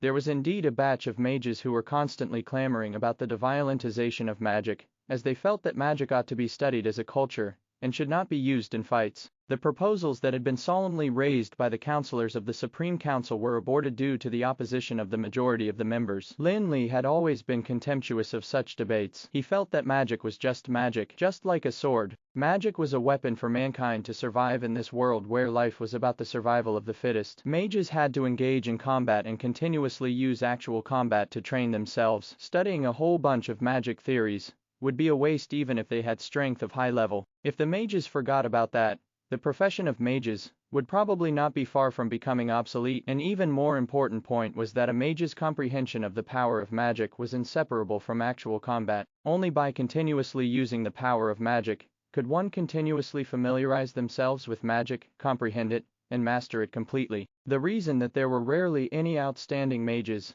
like those at the end of the Dark Age among the numerous ones that were currently existing in Anral, was the lack of actual combat experience. In Anral today, even the legendary realm had become the pinnacle of magic, and mages below the legendary realm could still engage in some training through expeditions and adventurers. However, stepping into the legendary realm seemed to have become an impressive achievement. Legendary mages seemed to have become extremely precious, and were not to get into accidents. Lin Li didn't care what the other mages thought, but he would definitely not allow the mages under him to turn into pieces of garbage who only cared about flaunting their levels. This time, he brought the newly recruited mages along with him on such a dangerous operation precisely because he wanted them to increase their actual combat experience. However, to Lin Li's infuriation, some of them had already gotten injured during the battle with the paladins even before the actual dangerous battle. However, Jeremiah interpreted Lin Li's sullen expression differently. He felt that Lin Li was clearly worried about his subordinates. Generally speaking, if someone was injured,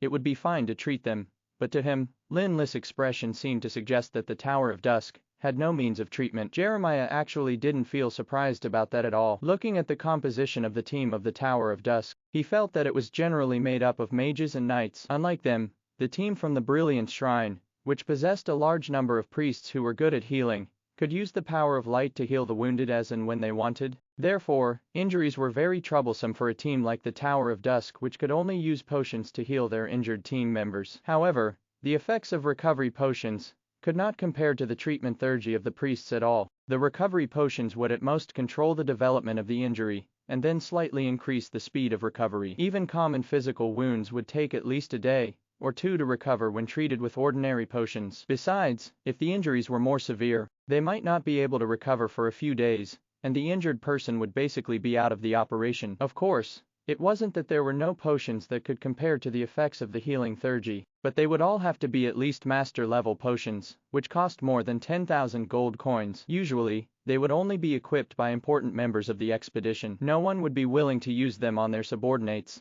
although they had heard from others that the Tower of Dusk's businesses were rather large in scale, and had been doing well in the breezy plains, despite having only been established for a few years. Jeremiah did not think that the Tower of Dusk would be generous enough to use such precious and valuable master-level potions on a few injured subordinates, even if they could afford to do so. At the thought of it, Jeremiah was filled with joy, and he was thankful that he had not left immediately. After waiting for such a long time, he finally found a chance to salvage his pride. Jeremiah suppressed the excitement in his heart and tried to force a look of sympathy on his face. He said to Lin Li in a low voice, "President Flick, it's such a pity. I did not expect that misunderstanding to bring such a loss to your team. However, you don't have to worry too much. Since you and Archbishop Martin are friends, you are my friend too. If you need any help, feel free to say so." Jeremiah's words could be considered sincere, and even Archbishop Martin was stunned. That was simply too surprising. Prince Jeremiah, who had always been arrogant, actually managed to say such polite words in such circumstances. Is he the same Jeremiah I know? Archbishop Martin had known Jeremiah for more than a day or two. Although the relationship between the two of them was not excellent, he was also quite familiar with Jeremiah's temperament. Jeremiah might not be the type to take revenge for everything. He was also not generous. However, Prince Jeremiah actually still said those words despite having been shamed previously. Archbishop Martin wondered if his persuasion worked, or if Jeremiah had really come to his senses. To be honest, at this moment, Archbishop Martin even felt somewhat relieved. He appeared much more enthusiastic and friendly than usual when he spoke to Lin Li, precisely because he understood Jeremiah's temperament. He hoped that Lin Li could be more tolerant of the prince's rude behavior in their following cooperation. After hearing Jeremiah's words, Archbishop Martin even felt somewhat heartened, as if his own child had suddenly become sensible. At the same time, the change in Jeremiah's attitude was also the reason Archbishop Martin was more confident and less worried about the following cooperation with the Tower of Dusk. However, before Lin Li could even reply, and just as Archbishop Martin was about to feel gratified, Jeremiah raised his chin and smugly said, "There are only a few subordinates of yours who got injured, right? That's not a big deal. Must you be so vexed? Since we're friends, Why don't I take the initiative to supply you with a batch of potions? Take them to heal your careless subordinates. We have priests and potions here." As soon as Jeremiah said those words, the surroundings instantly became silent. Everyone seemed to have become immobilized, and the atmosphere became extremely bizarre. Archbishop Martin, who had originally been pleased with Jeremiah's change in attitude, and was planning to continue from there, was dumbfounded as well. There was a look of shock, disappointment, agony, and disbelief in his eyes. His gaze was extremely peculiar. Jeremiah also sensed that there was something amiss about the atmosphere. When he saw Archbishop Martin looking at him that way, he thought that the old fogey could not bear to part with the potions, so he smiled nonchalantly, and said, "Archbishop Martin, like you said, we are all friends. Now that a friend is in need, don't be so stingy. It's just a few potions. How much can they be worth?" The moment he heard those words, Archbishop Martin almost vomited blood, and he wished he could dig a hole in the ground and jump right into it. He was filled with resentment. How could he think that there was a change in Jeremiah's attitude? Had he remembered that rascal's identity a step earlier, he probably would not have been in such an awkward position. In order to prevent Jeremiah from saying anything else that was overbearing and would make Archbishop Martin want to kill himself, the latter grabbed his arm and quickly said to Lin Li, "President Fulik, let's stop at this today. You have things to attend to as well. I will not waste any more of your time." After quickly bidding farewell to Lin Li, the Archbishop ignored Jeremiah's reaction. Although he had no idea how he had mustered the strength to pull away the knight that was at the peak of the legendary realm, he nonetheless did so and fled quickly to his team. The two of them kept walking far away, but Jeremiah finally broke free from Archbishop Martin. Filled with displeasure, he said, "Archbishop Martin, what are you trying to do? Aren't you very familiar with that, Fulik? I'm just giving them some potions. It's not a big deal. Must you act so exaggeratedly?" After looking at Lin Li, who was already returning to his team in the distance, the sullen-faced Archbishop Martin finally lost his temper. Infuriated, he yelled at Jeremiah, "Give them some potions. Fulik is the one who dissolved the viper's poison in the past. Do you think he lacks those potions?" He then stopped bothering with Jeremiah, and quickly strode towards the team in exasperation. At this moment,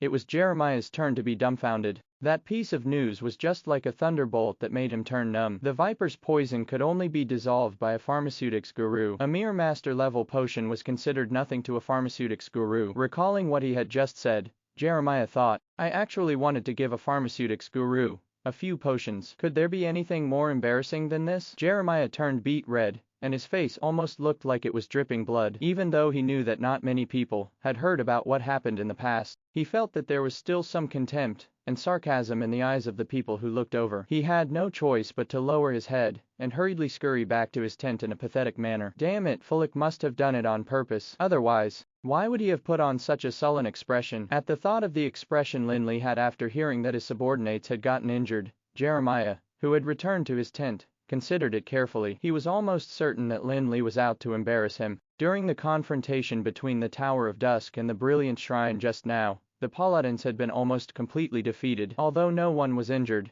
their pride had suffered a lot. On the Tower of Dusk's side, only a few mages were slightly injured, but the results achieved were enough to turn anyone's head. Given the stark contrast, there would probably be no one who would be dissatisfied with the combat power of their subordinates just because a few of them had gotten injured. At least in Jeremiah's opinion, if he were in Lin Li's position, he would find the victory to be joyous even if a few of his people had gotten injured or even killed. That was also the reason that Jeremiah was increasingly certain that the damned Fulik was pretending to look frustrated simply because he wanted to make Jeremiah take the bait and embarrass himself. However, even if that was the case, what could he do? He was the one who took the initiative to say those words. Hence, he could only bear with it. He hoped that he would have a chance to salvage his pride in the future. On the other hand, Lin Li and Alan also returned to the team of the Tower of Dusk. There was no need to worry about the injuries of the several mages, but they would definitely be taught a lesson by Lin Li. However, the mages of the Tower of Dusk knew that their president had already entered the sanctuary realm and was a noble and almost godlike existence. It was an honor for them to be reprimanded by him. It was not Lin Li's first time in the Sky Castle,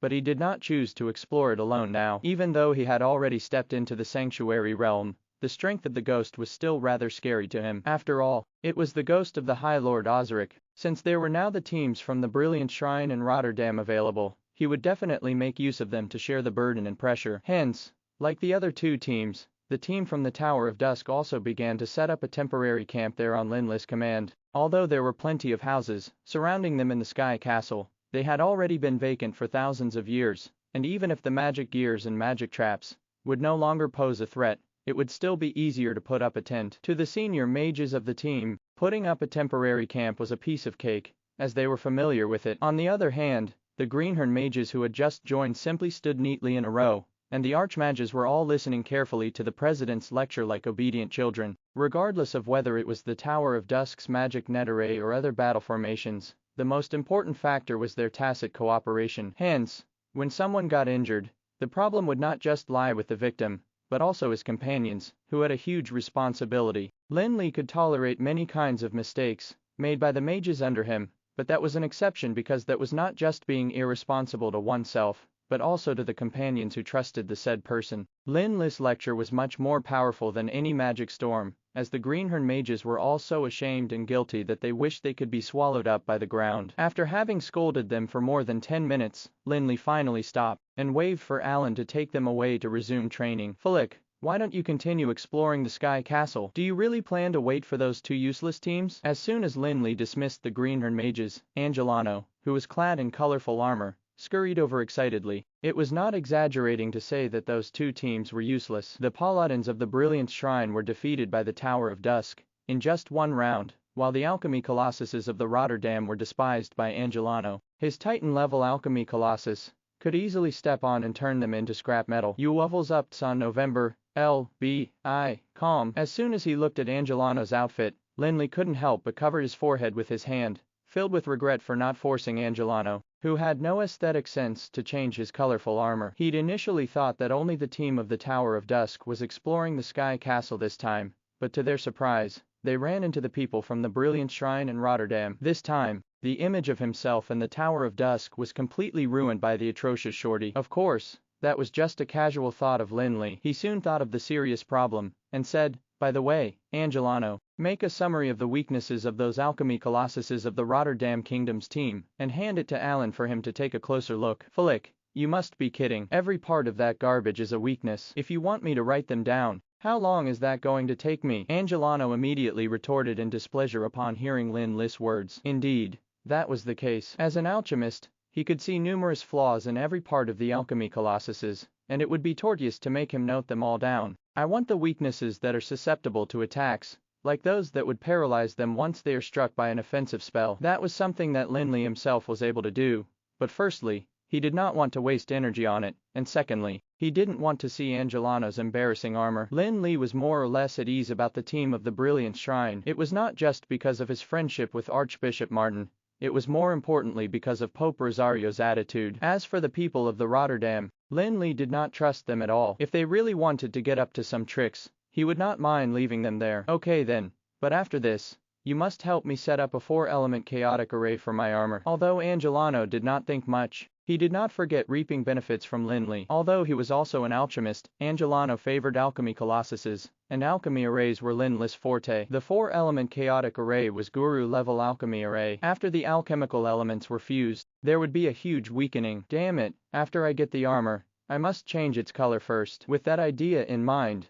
Lin Li readily agreed to Angelano's request. HMPH, the color of my armor isn't that easy to change, unless you mask it with something. Although Angelano acted innocent, he definitely was scheming since he could stay by High Lord Osric's side for such a long time. As night fell, Lin Li stood in the makeshift camp and looked at his surroundings that were slowly sinking into darkness, after which he somehow felt a sense of irritation. The Sky Castle actually changed from day to night. To Lin Li, who had entered that place twice, it meant something different. The Sky Castle was located in the chaos of time and space, where there was no sunrise and sunset. Hence, how could there be a cycle of day and night? The so-called change was actually a change of lighting in the Sky Castle. The people from the Brilliant Shrine and Rotterdam had set foot in the Sky Castle for the first time, and thus they might think that those changes were normal, but Lin Li remembered clearly that there had been no such changes the last time he had been there. Thinking of the ghost that had disappeared, Lin Li vaguely felt that the changes in the Sky Castle were probably related to it. When Osric was at the Sky Castle in the past, he left a note that was full of resentment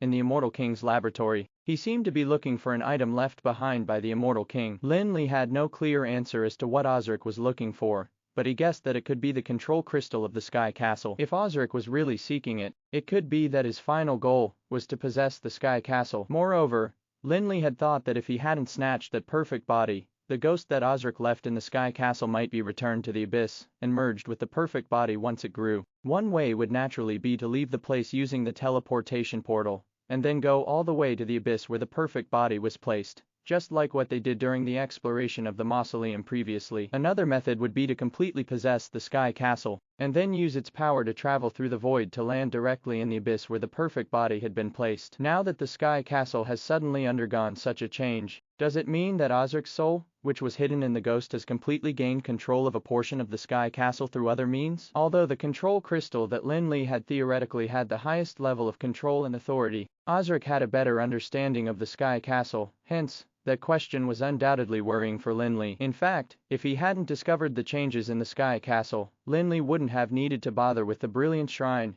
and the people of the Rotterdam. Even if the ghost had already reached the pinnacle of the sanctuary realm, Lin Li would have been confident in using the control crystal in his hands and the power of the Sky Castle to suppress it. However, now that the Sky Castle had undergone a change that made Lin Li worried, the people from the Brilliant Shrine and Rotterdam could more or less be considered a force to be utilized. In particular, the Brilliant Shrine's team itself had a technique that could suppress the undead creatures. Besides, their overall strength was actually not as weak as it had been in the previous battle. On that night, there were no further changes other than the random vengeful spirits that attacked. The vengeful spirits might have gained physical forms, but they did not cause any damage to the three teams, and were wiped out by various attacks almost as soon as they appeared around the camp. On the following day, Archbishop Martin of the Brilliant Shrine and Prince Canber of the Rotterdam Kingdom arrived outside of the camp of the Tower of Dusk early in the morning to look for Lin Li to discuss the exploration of the Sky Castle. Obviously, after those events yesterday, both the Brilliant Shrine and Rotterdam had drastic changes in their attitude towards Lin Li. The Brilliant Shrine was not too hard to handle. After all, they had already forged some relations with the Brilliant Shrine a long time ago. There was also a drastic change in the attitudes of the people from the Rotterdam, who had always been haughty and arrogant. Archbishop Martin and Prince Jeremiah were secretly astonished as well. Lin Li did not put on any airs, and he simply brought them to the spot outside the camp before leading them into the tent in the center. He smiled and gestured for the four of them to take a seat, seemingly having already forgotten about everything that had happened the day before. Lin Li's behavior seemed to have made the four of them feel a little more relaxed, especially Prince Jeremiah, who had made a fool out of himself yesterday. His discomfort seemed to have also faded. Apart from Lin Li, the Tower of Dusk was also supported by Master Basel. There were a total of 6 people from the 3 forces in the tent, making it look extremely simple at a glance. After the 6 of them sat down, none of them spoke first. There was a somber mood in the tent. After a moment of silence, Lin Li looked at the 4 people who were seated on both his sides. He smilingly said, "Why did you all come to look for me at this time? What's the matter?" Of course, Lin Li knew that the 4 of them intended to talk to him about cooperation during the exploration. However, the meaning would obviously be different, depending on the person who brought it up. "I heard that you have explored this Sky Castle before. Let me ask you, do you know anything about the Sky Castle?" Prince Canber of the Rotterdam Kingdom asked in a hostile manner. He did not mention anything about the cooperation, and simply asked what Lin Li knew about the Sky Castle. As for the cooperation, Prince Canber did not believe that the Tower of Dusk was fit to cooperate with him. He was speaking on behalf of the Rotterdam Kingdom, and if there were any cooperation, it ought to be between nations. For example, a cooperation with Prince Jeremiah of the Leaden Kingdom. After gaining some understanding yesterday, Canber finally knew that the Tower of Dusk was just a local force from the breezy plains. He was a prince of a nation who represented the noble Rotterdam Kingdom. Cooperating with a small local force would be stooping below his level. Upon hearing that rude question from Canber, Donald could not help but secretly lament in his heart. All the reminders and instructions he had given before they arrived had clearly been useless. Regardless of the cooperation, Canber's condescending and bossy attitude alone might cause him to be chased out. Looking at Prince Canber, who was holding his chin high and waiting for Lin Li to answer the question, Donald felt a strong urge to hold his forehead and sigh. In reality, he understood Prince Canber well, and should have expected that long ago. However, they were both leaders of the team, and he couldn't just leave Prince Canber out of the discussion about the cooperation, which was an important matter. Lin Li was also shocked to hear Canber's question, but he did not get angry at all. He simply smiled and calmly said, "What does this have to do with me?" They were not in a cooperative relationship anyway. In fact, they could be considered competitors. Lin Li really could not figure out where the other party's sense of superiority came from. Does he really think everyone in Anral has to submit to the Rotterdam Kingdom? If it had been in the past, Lin Li might have thrown him out. However, with his current realm, He no longer bothered to argue with an insignificant small fry. It was just like a young child, crying and throwing a tantrum in front of an adult. Perhaps a child would be worth reprimanding, but an insignificant small fry, who was getting up to those things, would not be taken seriously at all. When Archbishop Martin saw that scene, he was rather joyous instead of feeling surprised, even though he was the one who had revealed to the people of the Rotterdam Kingdom that Lin Li had explored the Sky Castle, and was the reason they wanted to cooperate. He did not wish to see the people from the Rotterdam Kingdom getting too close to the Tower of Dusk, out of consideration for interests. A cooperation was inevitable, especially for the people from the Rotterdam Kingdom. After all, they did not have deep ties with either side. Donald was clear that if the attitude of his team did not change, it would merely cause the Brilliant Shrine and the Tower of Dusk to form a closer alliance. Therefore, after hearing Lin Li's rhetorical question, Donald pressed his hand on Canber's shoulder, without waiting for the latter to speak again. He looked at Lin Li and said, "President Flick, we are all aware of the current situation, so there is no need to say anything meaningless. Prince Canber, Archbishop Martin, and Prince Jeremiah have all come here with the purpose of discussing cooperation with the Tower of Dusk regarding the exploration of the Sky Castle." Although Donald was the one who first proposed a cooperation, he also latched onto the Brilliant Shrine. In other words, he was trying to say that the cooperation was proposed by both parties. Hence, in the upcoming discussions, the Rotterdam Kingdom would not be in too passive of a position, because they were tied together with the Brilliant Shrine. Actually, Donald was not wrong when he said that, after all, before the arrival of the Tower of Dusk's team, the teams from the Rotterdam Kingdom and the Brilliant Shrine had already reached a cooperation agreement. However, the relationship between the Tower of Dusk and the Brilliant Shrine was clearly not something that could be compared to a temporary partnership between the Brilliant Shrine and the Rotterdam Kingdom. Of course, Donald's compelling negotiation method immediately made Archbishop Martin feel rather displeased. If he hadn't been worried about the hidden dangers in the Sky Castle, he wouldn't have taken the initiative to seek out the people from the Rotterdam Kingdom to talk about cooperation. In fact, they might have even joined forces with the Tower of Dusk to annihilate the people from the Rotterdam Kingdom. Anyway, for over 1,300 years, the Rotterdam Kingdom seemed to have strayed away from Anral, and almost had no ties with any other nations, let alone any ties and connections with the Leaden Kingdom and the Brilliant Shrine. However, they were in the Sky Castle, which was once possessed by the Immortal King himself. No one knew what kind of dangers were hidden there. The Immortal King was the one who helped the High Elves establish their dynasty during their heyday, and could be considered an unparalleled powerhouse in the history of Anral. No one knew what kind of terrifying existences there were in the Sky Castle. Hence, although he did not wish to see the people from the Rotterdam, the Archbishop nonetheless suppressed his anger, and sincerely said to Lin Li, "Master Flick, this may be our first time here, and we haven't encountered much trouble so far, but we can also feel that there are definitely great dangers hidden in this Sky Castle. Hence, I managed to convince the two representatives of the Rotterdam Kingdom to come together. I hope we, the three forces, can establish cooperation in this exploration." "Are you kidding? How is his experience useful at all? If we explore according to his experience, then I'm afraid we'll end up with nothing." "Archbishop Martin, the cooperation between us can be described as a cooperation between the Rotterdam Kingdom and the Leaden Kingdom." "Does the Tower of Dusk represent the Felon Kingdom?" Prince Canber was filled with disdain towards Martin for stooping low. Ignoring Donald's repeated hints, he continued, "Of course, the Tower of Dusk can join us in the exploration. However, they're a small local force, which should only be able to adhere to either of our teams. What do you think, Prince Jeremiah?" Prince Canber's words were undeniably more or less true. In anyone's mind, the so-called experience of previous exploration was nothing more than just having experienced some obstacles and gained some benefits. However, that experience could not be replicated. So what if they walked through it again? The treasures would not grow again anyway. However, after hearing Prince Canber ask for his opinion, Prince Jeremiah couldn't help but shiver. The effects of the fact that he had turned himself into a laughingstock had yet to subside. He was too embarrassed to say anything now, worried that he would embarrass himself again. He did not know how to react all of a sudden. He subconsciously said, "Is that so?" "What?"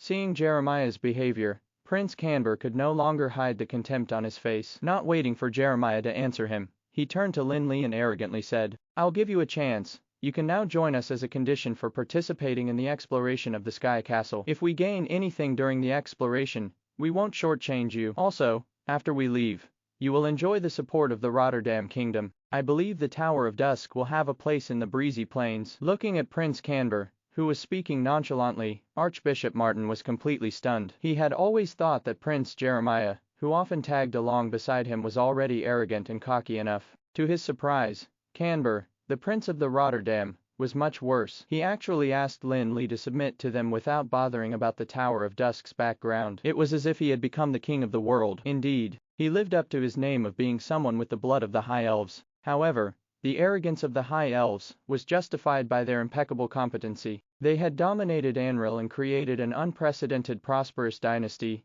all with their own strength. Meanwhile, Prince Canber was incompetent, and so was his team. Did he really think that this kind of strength would be enough to steadily suppress the Tower of Dusk? In that case, there's nothing more to talk about. Please leave, said Lin Li, who could not be bothered to fight back, because he was giving Archbishop Martin some face. However, there was no need for him to be nice to Prince Canber, who had a sense of superiority. It was nice enough of him not to throw him out of the Sky Castle. Prince Canber could obviously tell what Lin Li meant. He stood up in exasperation and looked at Lin Li. He sneered and said, "Great, great. One day you will realize that you've made a wrong decision." After saying that, he actually left his seat and strode out of the tent. At the sight of that, Donald panicked and frantically stood up as well. He said to Lin Li and Archbishop Martin, "Don't worry. The cooperation is in the best interest of us, the three parties. He just couldn't figure it out at the moment. I'll go persuade him, and we'll discuss the details of the cooperation when we return." After saying that, he quickly chased after Canber without waiting for them to respond. Donald finally managed to catch up with Prince Canber, who had left in anger. However,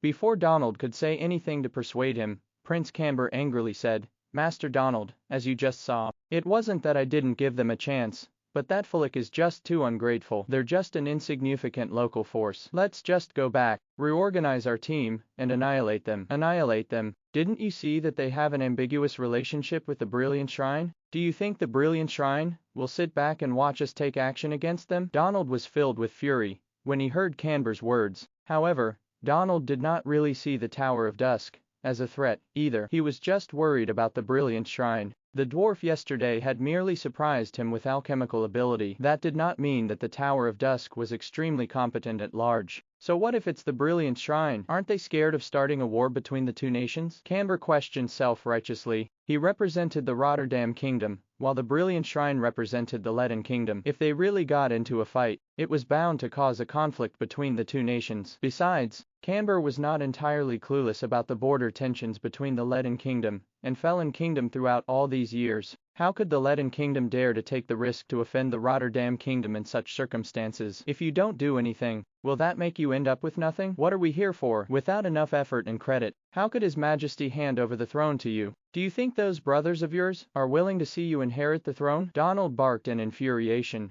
He could no longer be bothered to consider Canber's identity. He'd simply expected better from him. Upon hearing the matter regarding the succession of the throne, Canber had no choice but to mellow out. However, he refused to speak in a better tone. "What rights do those pieces of trash have to vie with me? You should know that very well. In order to prevent any accidents from happening during this operation, we must establish cooperation." "Forget about the cooperation. Just remember, whatever we do back there, it's all for the sake of letting you inherit the throne successfully. This is above everything else. Go back first. I'll talk to them about the details of the cooperation." Donald initially still planned to pull Canber back, but at the thought of Prince Canber's character, he thought that the latter might cause some issues in the following discussion. Canber now knew that Donald was right, but he could not bring himself to go back again after coming out. Hence, he did not say anything, and simply headed towards the camp of his team. Thank you for watching Mystic Realms Recap. Please like, share and subscribe. Have a great day.